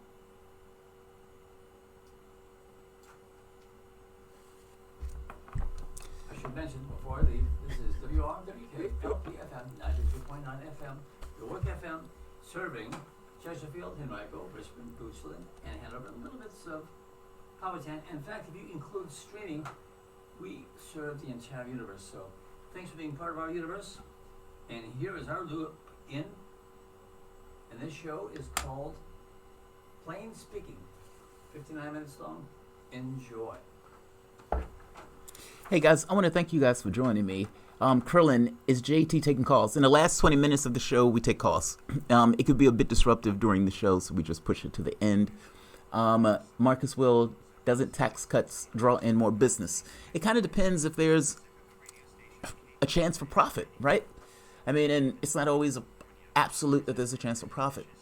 The recent tax cuts that Trump put in, for the most part, weren't invested in the companies. They were essentially put into the stock market and just inflated the stock market, or just put into people's wallets. There are times where, you have this kind of environment that is open for making a profit, and there are other times where the area, not so much. Trump's tax cuts essentially went to the top 1% predominantly. I think 80% went to the top 1%. And that is not seeding the bottom, essentially allowing the bottom to use their money, which kind of bubbles up to the top. If you paid off student debt, that would be like giving the bottom 99%, like $1 trillion back. What do you think they're going to do with that money? They're going to start families. That money is almost going to go entirely back into the economy, which is going to go into business and so forth. It allows you to grow an economy, as opposed to Trump giving the money to the top 1%. That again, they put it in their pockets or they put it in the stock market. I don't doubt there's some cases where they put that money into a business, but I'm just saying the predominance of that money did not go into building stuff. It went into swelling somebody's wallet. We can do better than that. And if we're going to be carrying around $1 trillion debt, at the very least, we need to get something for it. Not necessarily that money going to the top 1%. Marcus Will, I am going to start doing calls and super chats during the show. Super chats or Twitter is easy during the show, and I think that's a good idea, Ron. Like if people send us either something through Facebook or like a super chat, I don't think it's a bad idea to just kind of read it, especially if it's between segments. I've noticed some shows on YouTube start doing that when they're like they're on the radio and they take a moment to take a tweet or take a super chat. I would like to do that. In fact, nobody can hear me, I guess. Except they can hear us. When I get YouTube going on the second machine, then we'll start doing both of them. Yeah, because sometimes they say stuff through here. And when I'm on this radio show, I'm often not paying attention entirely to this. I just have to focus on what I'm doing. Yeah. And unless I take a definite break, it's 1/4 it's time to check messages. Yeah. I'm not likely to do it. I'll just go on forever. Interestingly enough, when I did my show, typically I do my show in one segment. So it's like it will be one segment, and then I'm dealing with the audience. And so I might do a segment, talk to the audience for a while, and then go to the next show. With the radio thing, it's segment. Yeah. So, like you said, it takes them out a little bit to stop and think in between. So it's okay. Well, I'm about to go to my next segment. Let's see if we have any comment from the audience or something like that. I almost want to have a. Sorry, this thing is making more noise than I like. No, you're fine. Maybe something. It's this one. Yeah, it's this one. Yeah, I guess what I'd like to do is set up some degree of radio automation so we can have 10, 12, 15-minute segments and then take a break and have an announcement. You and I can take a breath, have a drink of water, and then we can go back to it. Yeah. Sort of have it episodically, as opposed to doing like 2-hour marathons. I think that would be cool too. I mean, even in the radio stations and like Sputnik, they have like a 1 or 2 minute commercial break that allows a breather between going back into your segment. Yeah. Every 15 minutes or so? Yeah, it's like every 15 minutes and then almost like clockwork. I should start watching that stuff because what we're doing seems very strenuous and I can't keep focused that long. Look at Sputnik. So every so often we do a patron appreciation show that maybe go for 2 hours or 3 hours, and I think I've had a marathon 4 hours, which is just it's one thing. But it's like you got to be into it, like fully involved. Something's going on that you care deeply about, that type of stuff. But if you look at Sputnik, they have a rigorous platform, like in the way that they do it. Like it's standardized. It's almost like every 15 minutes commercial, and when you're there, it's like a break. And then it's like, ding, ding, ding, the name of the show comes back up, and then you kind of move on to your next thing. But it allows you like 15-minute segments for you to move on to the next segment, or even go back to the same one. Some little things. I'm actually writing some little stuff like that. I'm doing right now. Oh, are you? A pain for the lowly possum. they eat 5,000 ticks this season. Right. And so you look at the possum and say, no, they're eating the ticks in your yard. Love those guys. They're true. Eating up the ticks. Yeah. I wouldn't want to eat one. As I say in my thing, I don't want to take or have one for dinner. Yeah. But respect the possum. Yeah. Everything has a role. Yeah, I agree. So just being thankful for these little things that make the world go round. So, Marcus Will, I'm glad you went against Chomsky on the Syria issue. By the way, YouTuber, Chomsky Syria Primo Nutmeg, it's an interview, and Chomsky is all over the place. Yeah, I remember that interview that Chomsky did. Do you remember this? Chomsky was asked about Syria, and Chomsky made the argument that the United States should keep a small force there in order to protect essentially the Kurds. They created an autonomous region that should be protected. And it's like, yeah, I understand, Or a guarantor. Yeah, it's tricky business. Yeah, it's like I get it. It's not our territory. I think that's the part that blows me away. It's kind of like this argument of Palestine.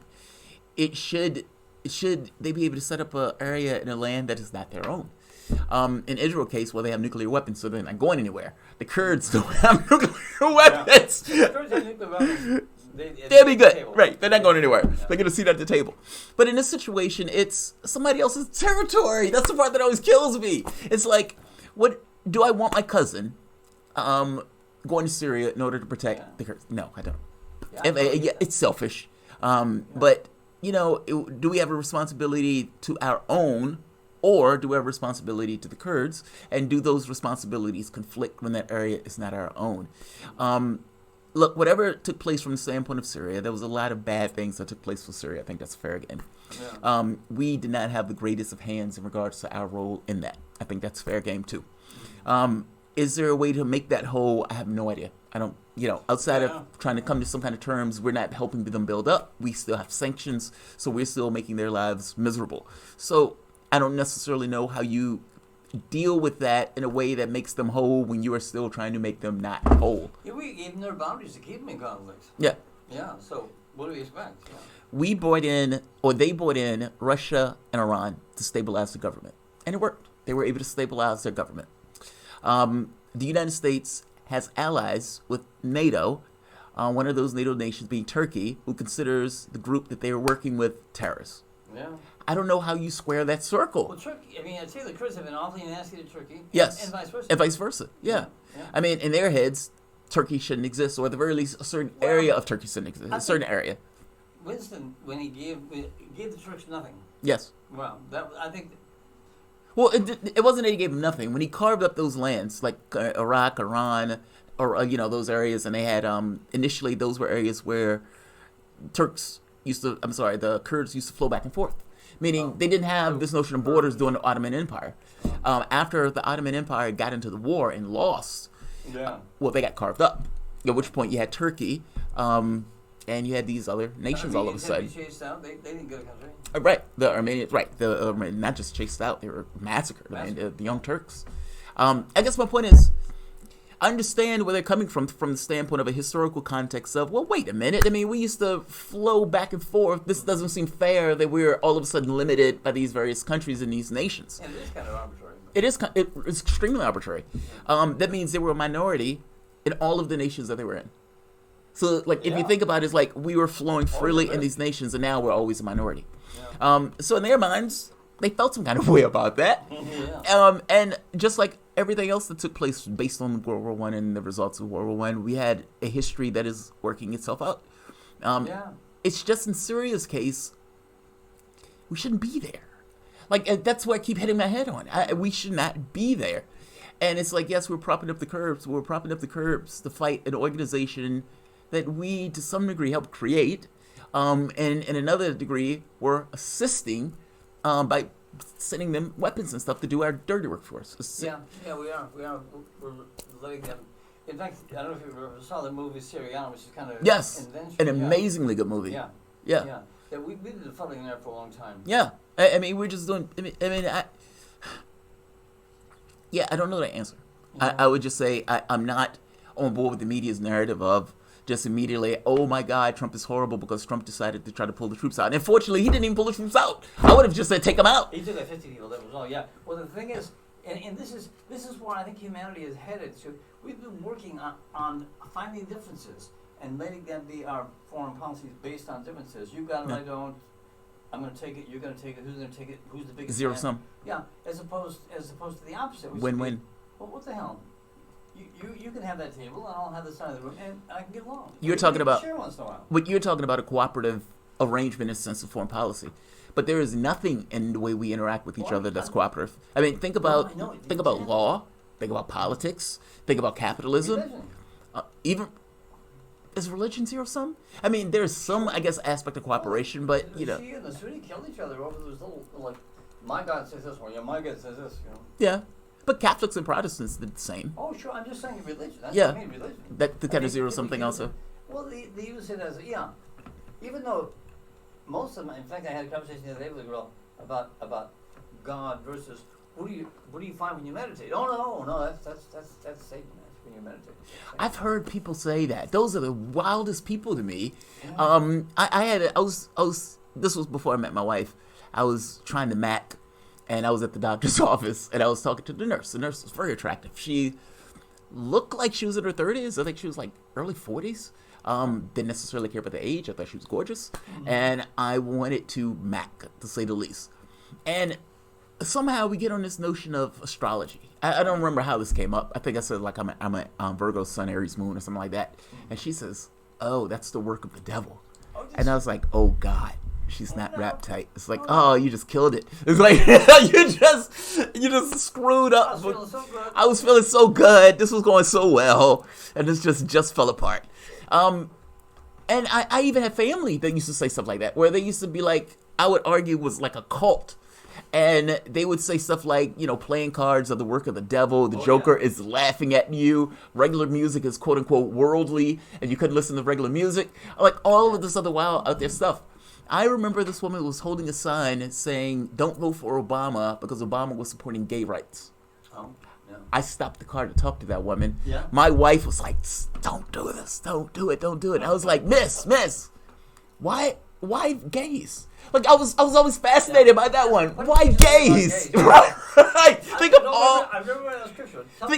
of all the bad things in the Bible, like that the Bible say are bad. Murder, killing, poverty. Think of poverty. Think of how horrible poverty is, the inability of having your needs met. Think of, a capitalistic system that allows people to be homeless despite the fact there's all sorts of homes. So despite the fact that we allow people to go out without health care, not because they just can't afford it. Like, all of these things. Like, yes, they could drag themselves to the hospital, but yes, it creates a disincentive to go because they don't want to bill. And again, I still say poverty. What, a fourth of West Virginia of kids are in poverty in West Virginia? Like, you have like half of the country is either poor or barely making it. And she's out here screaming about gays. I am curious about this. She said that Obama was supporting gays, and so you shouldn't support Obama. And I said, but why do you think God hates gays? Like, did God create gays? Did he not know that this person was going to be gay? And she's like, well, people had choice. It's like, okay, why do you think people had choice? Did God not know? Because what you're telling me is that if you're saying that God is going to put somebody in hell because that person was gay, then God had to not know that person was going to turn out to be gay. If God did know in advance, then God is sadistic and we're all screwed. If God didn't know, then maybe your God is not what you thought God was. Now, she doesn't like to engage that point because, that's getting at something kind of this notion of, is God sadistic? And is your version of God massively sadistic? Your version of God is omnipotent. He knows everything. Omniscient. He knows everything. He's, he's cosmic awareness. He's Thanos. Or he's eternity. He's better than Thanos. He knows it all. It's the works. Like in Marvel comic books, you have eternity. In the movies, right? In the movies, this is awesome. In the movies, Thanos gets into a fight with eternity when Thanos has the glove. And in the fight with eternity, Thanos usurps eternity. That's how powerful Thanos becomes. Now, in the movies, they didn't have that fight. In the comics, they had the fight. Thanos fights eternity. He fights order and chaos. He fights all of these aspects of the Marvel universe, and he wins. And Thanos usurps eternity to become essentially, all there is within the Marvel Cinematic Universe. You would think that he had omniscience. He would know all. He could pull things from death and everything else. How boring. Yeah, well, this is essentially what they're saying God is. They're saying God have all these uber powers.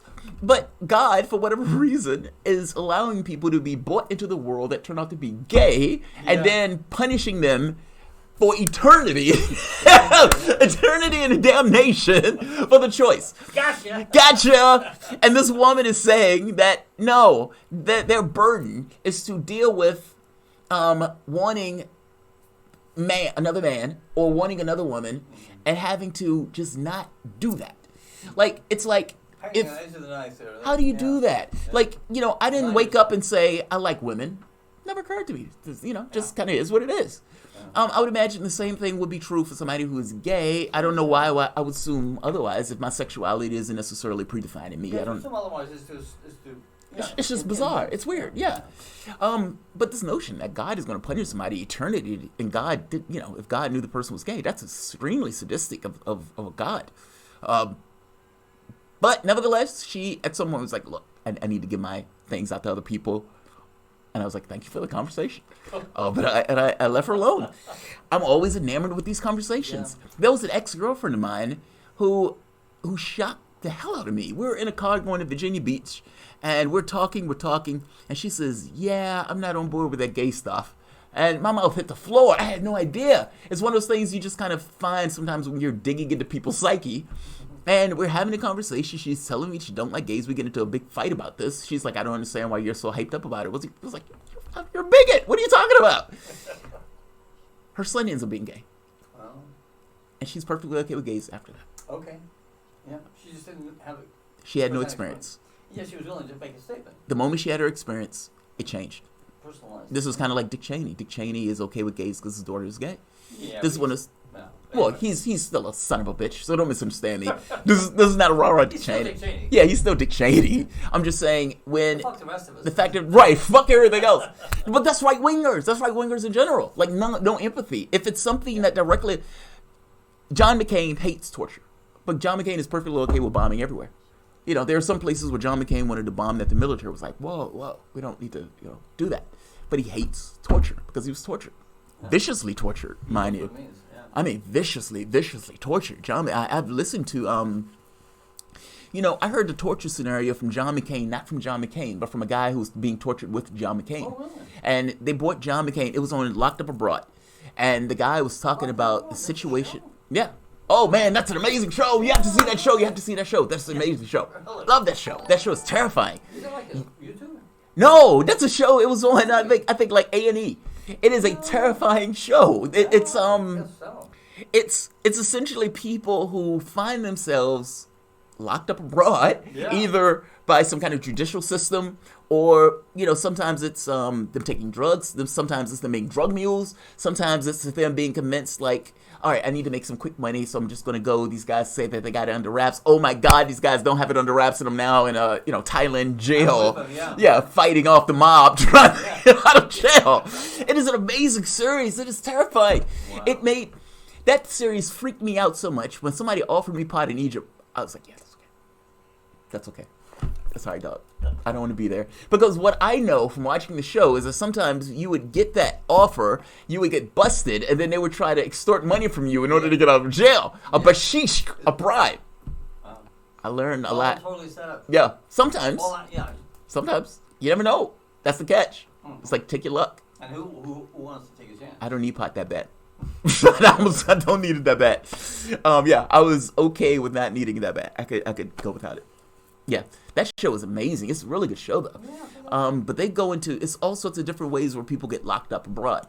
And they essentially, they cover it. I mean, they let the person tell the story. The person just says, they tell you from beginning to end what was going on, how it was going. They recreate it. Sometimes it's more extravagant than others. Sometimes it's funny. Sometimes it's sad. The torture scenario where the guy was in the war situation where John McCain ended up coming up in, that one was more sad. I mean, he was put in horrible situations. Like, he was talking about, like, lying there with his body broken. He had to go to the bathroom essentially just on himself and lay in an open cage, you know, not being able to wash himself, not being able to do anything, just kind of lay in an open cage full of, like, literally not treated as human. Now, to be fair, we were murdering a lot of them. We took over the war from France. We didn't have to be in Vietnam. We decided to be in Vietnam. And they wiped out the entire French army. Well, their thought was the domino theory. You know, if one country goes, every other country goes, and that type of stuff. The French were so unable to deal with these things. We must not have known. I don't know if we didn't know or didn't care. I mean, when Kennedy was in office, LBJ brings in McNamara, and there's an audio tape of him reading McNamara the Riot Act, essentially saying, we are staying in this war. Kennedy was pulling out. He was saying, essentially, when Kennedy died, a whole new game in town. We are getting back into that war. You're not going to pull out. And LBJ, in the expletive-laden way in which he talked, went after McNamara, essentially saying, we're going in. I just thought he was a little too friendly to war. Yeah. He was. I mean, he really was. I also heard, I don't know how to confirm it, that his wife had a cost-plus contract to ship people back and forth. Did she? I wouldn't be. Maybe. I don't know. She bid. Yeah. On the transportation piece, and they flew him back and forth first class. Wow, I didn't know that. I mean, I wouldn't necessarily be insanely surprised. I mean, look, for all of this talk about intervention into elections and everything else, I mean, there's this. That's not new. They're screaming about, like, what, Reagan working with the Iranians in order to ensure, like, through back channels, to ensure that they don't release him until the election so he can win the election. The question is, who's writing the script? It's all entertainment. Who's writing the script? It's all bullshit. I think this stuff is a circus. And I think a lot of this is diversion. You know, it's like, if you don't have diversion, you got to deal with real issues. Yeah, nobody wants to do that. Yeah, well, some. Sanders. I mean, Sanders screaming about, like, nobody's business, but nobody else really wants to. Yeah. And yeah, I think the script is written just by the incentives of the process. You know, people want to get X, in which case they do Y in order to try to accomplish X, and you have cross purposes in which those things are trying to get accomplished. Unfortunately, you know, it's like any other war. War is often fought in places that have nothing to do with what they're fighting it on. Yeah. So it's like you try to stop Trump, and then you end up talking about Russia, then you end up talking about Ukraine. The entire point of what they're doing is to essentially stop and cripple Trump. Trump's goal is to do the opposite, essentially trying to live and survive at this point. Because Trump, well, I think Trump is fucking himself over. Yeah. A more competent president doesn't surround himself with people who hate his guts. That's the first point. And a lot of these people who are quote unquote leaking, we're in this kind of age of the whistleblower, where now they love whistleblowers, and beforehand. They're all scumbags. That's all. It's all scumbags. Yeah, but at first, you know, they treated whistleblowers a particular way under the Obama administration. Now they're not treating them in that way. You know, it seems to be a different tenor now that Trump is in office. Obama's definitely not on a pedestal in my universe. He's not on a pedestal. He's definitely. No, he's not. I just. Although we had no alternative, we had no choice. I just think of it like Lula da Silva, like Lula in Brazil. And, I ask this question, this kind of thing of selective justice. And I make this point that right now Lula is in jail. The Intercept releases documents showing that, for the most part, the car wash thing was a way of getting Lula out of the process so Bolsonaro can win. Meaning, once Lula is gone, Bolsonaro has a much better chance of winning, but Bolsonaro wasn't going to be Lula in that election. They also went after the other person that was in the Workers' Party and got her out of the way, meaning went after her to put her in jail or criminalize her. Now, once the Intercept reveals that, and we know that the car wash operation was to get Lula, even if Lula committed a crime, and you have all of these other people there who also committed crimes, but they just so happen well after Lula to get Lula out of the way. Now, you can make an argument and say, well, he committed a crime, so it's fair game, but by the same token, all those other guys were guilty of sin too, and they just used that as a political instrument to get Lula out. There's no way that's fair. And I look at our process in a similar way. It's like the moment that you have one party that commits a crime of sorts, or at the very least gets caught with something, and they say, we don't want any investigations into this. However, we want all investigations in the world into the other thing. I look at this as like, come on, dude, that's not fair. And it seems like you want to use the political apparatus to focus on one aspect, meaning one person. Yeah, to our ends, yeah. Right, as opposed to this notion of, well, look, you have to have an investigation into this the moment that this is exposed by Politico if you're going to make the argument that Trump in Russia was illegal. And you have Ukraine and potentially the DNC. That's just as bad, if not illegal also. Well, the DNC is definitely part of the same fabric. And you know what? I wouldn't even have that big of a deal if they looked into the the impeachment inquiry. If they also said, okay, look, the DNC thing, we need to have a special prosecutor to look and see whether there's any malfeasance to the Ukrainian thing in the DNC. I would shut up. Like, it's my issue is not so much that it's not that I don't think Trump. I think two things were true. I think Trump wanted to use the system similar to the way the DNC used it, meaning to try to get an investigation to hit Joe Biden during the election. So I do think he was trying to use it for his political ends. I don't believe for the least that Donald Trump was, quote unquote, draining the swamp. I don't buy that in the least. No, because he avoided the swamp. Yeah, he literally put those people in those positions. Yeah. He made that swamp, he put sharks with laser blades on, with lasers. He brought his own crocodiles. He made it worse. Right, he put his own crocodiles in the swamp. By the same token, it doesn't necessarily mean that there's not something there that should be investigated. Oh, yeah, no. It's like both of those things are true. And Democrats are taking a position that you shouldn't pay attention to one at all. Just ignore this one part, but focus on Trump. And I'm looking at it as, no, you should focus on both, because both are problematic. Because the shouting match is on, yeah. It's all political, and politics is so cheap these days. And that's the problem. Yeah. It's like credibility in the process demands nonpartisanship.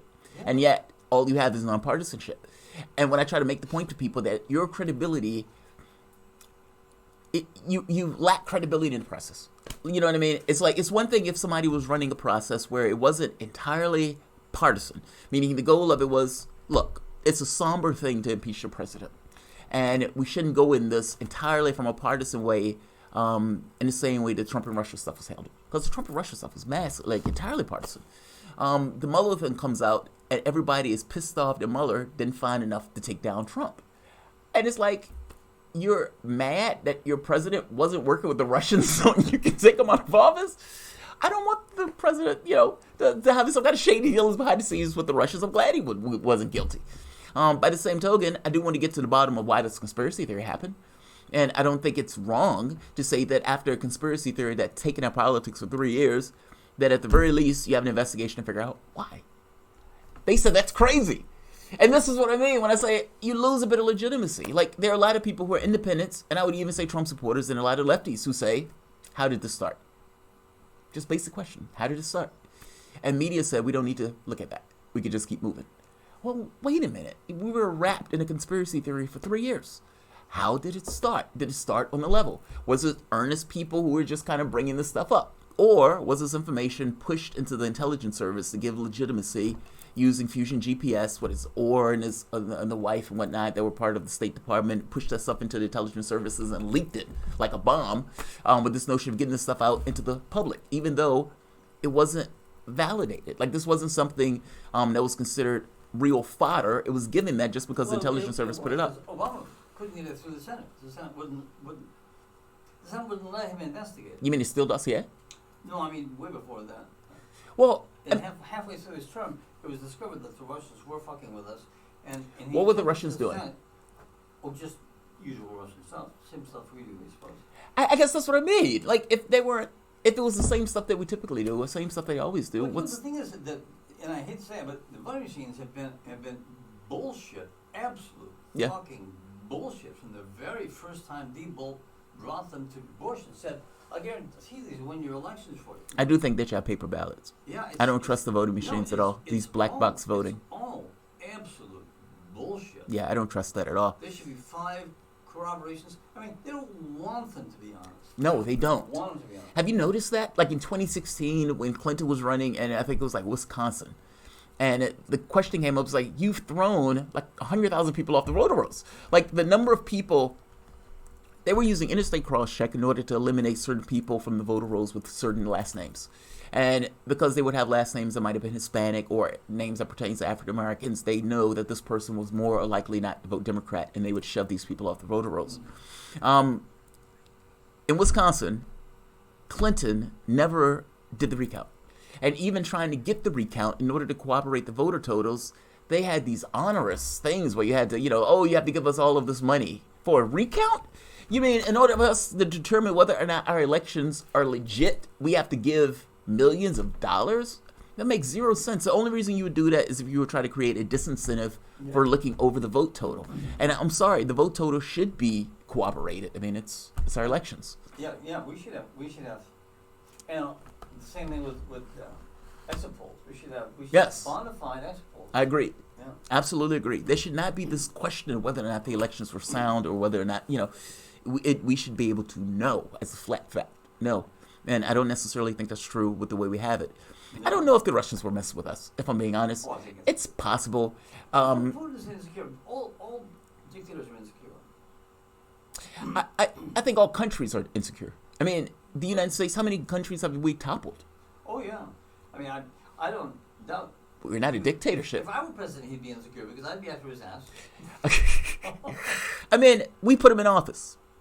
Trump? Real talk. I mean, you mean Trump or Putin? Yeah. We put him in office. I mean, and if you remember how we put him in office, Bill Clinton intruded into the elections, not Facebook and Twitter ads, but outright running the campaign in order to get Yeltsin in office because they wanted to stop a communist from getting in office.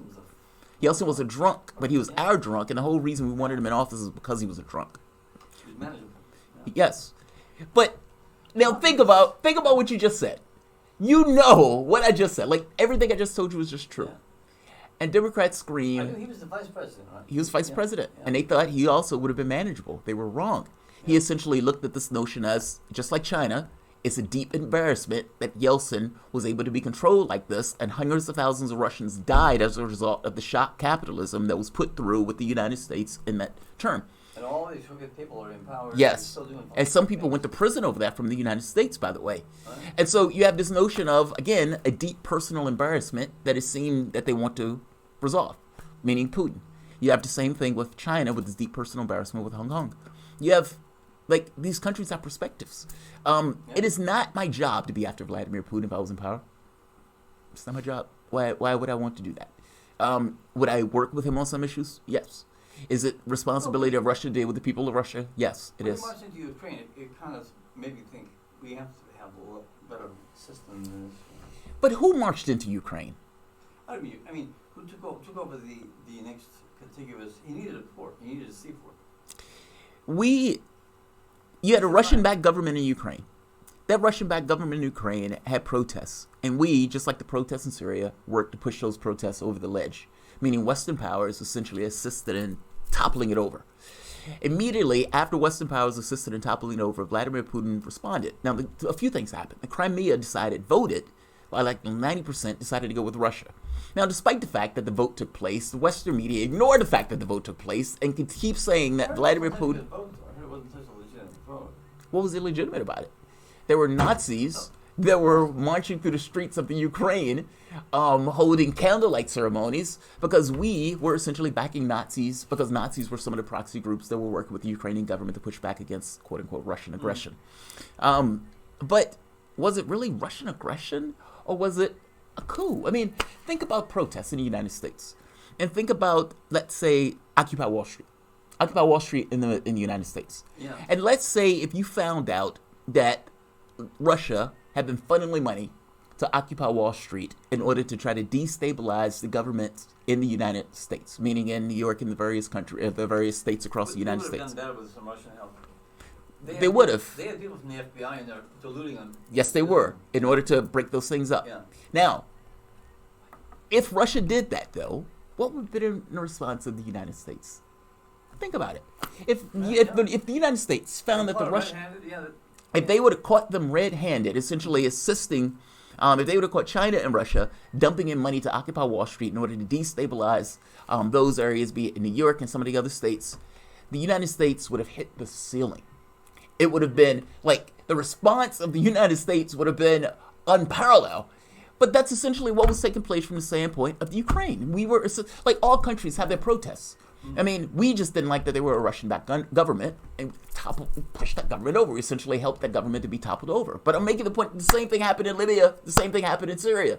Like, in many of these countries, the same thing was trying to happen in Venezuela, where the U.S. has found that the better way to use their money is to use by money. I mean, the blunt force thing, no, we're going to help the area or constituencies or groups in the region that we may be able to use and marshal by giving them resources and let them do the work. We don't need to add our military into the mix. We can have clandestine operations to help these guys, money and everything else. The Ukraine was no different. John McCain was standing by an outright Nazi in one of the pictures. I think it was from the Washington Post. And, you know, people don't identify the guy as a Nazi. But the guy's in a candlelight ceremony. He was one of the commanders. Yeah. But we're helping Nazis. Think about what we're saying. Like, this was the stuff that we were doing in order to topple the government. And now they're talking about the Ukraine as joining NATO, meaning putting NATO at the border of Russia. Oh. Is it wrong for Russia to create a border region any more than it is for Turkey to create a border region in Syria? Because understand, we're talking about putting NATO, an organization that was supposedly to take down the Soviet Union and to push back against the Soviet Union aggression. The Soviet Union no longer exists. And yet, here's this thing lumbering along, trying to find a reason to exist. And in doing so, talking about literally putting it on the border, flush with the border of Russia. The United States told Russia that NATO wouldn't expand, I think it was one bit to the east or one bit to the west after Russia implodes, after the Soviet Union implodes. They lied. And they started adding as many countries as they possibly could to surround Russia with missiles and weapons and all of this other stuff, and countries that were hostile to Russia's intention by being part of NATO. How is Russia wrong for trying to create a buffer zone? I mean, they're doing subsequence, yeah. I think humanity is going to waste a lot more time doing dumb shit stuff with the same resources they could be building a civilization with.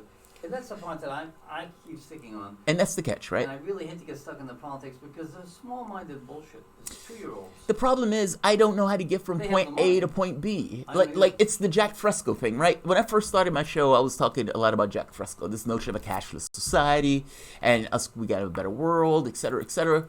And then you realize, like anything else, I don't know how to get from point A to point B. Yeah, I don't either. I don't know how you get there without getting into the muck and the mire of the politics of it all and trying to move the stuff to the left where you can even just get to the striking distance of making the argument for it.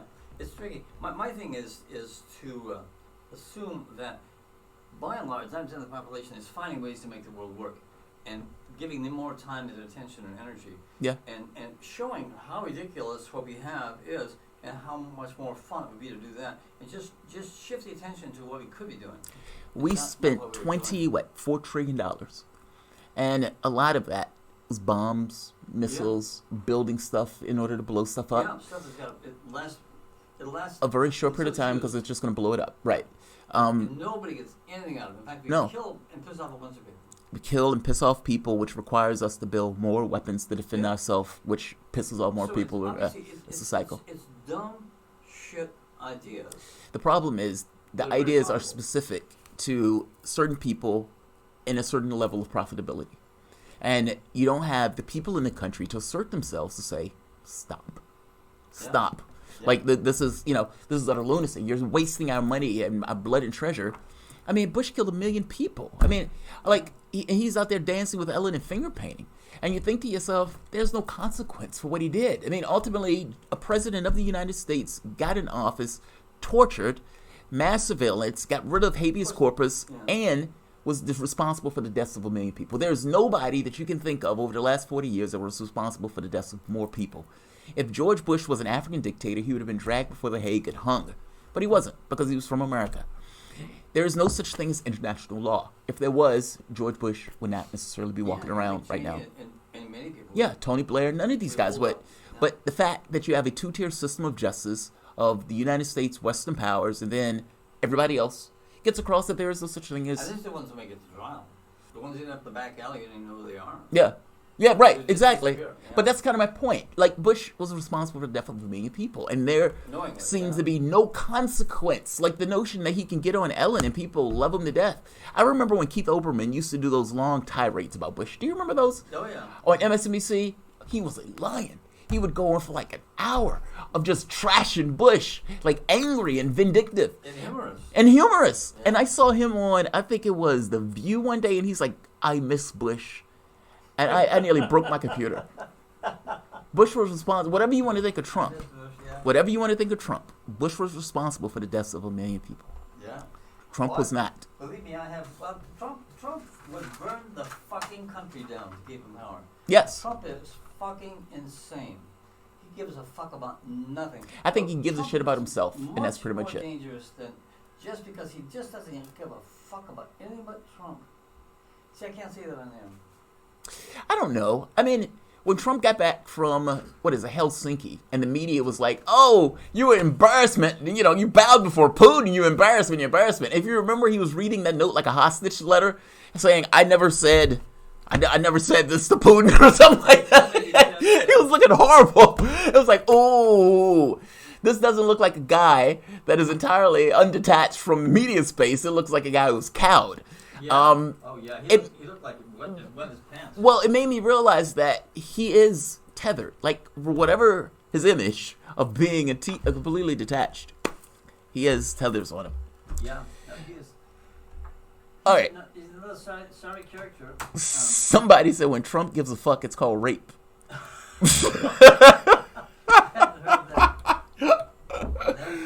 Oh, that is not good. Yeah, that's pretty fucked up and funny. I want to do a piece called The F Word. All right, guys. I dance around the F word.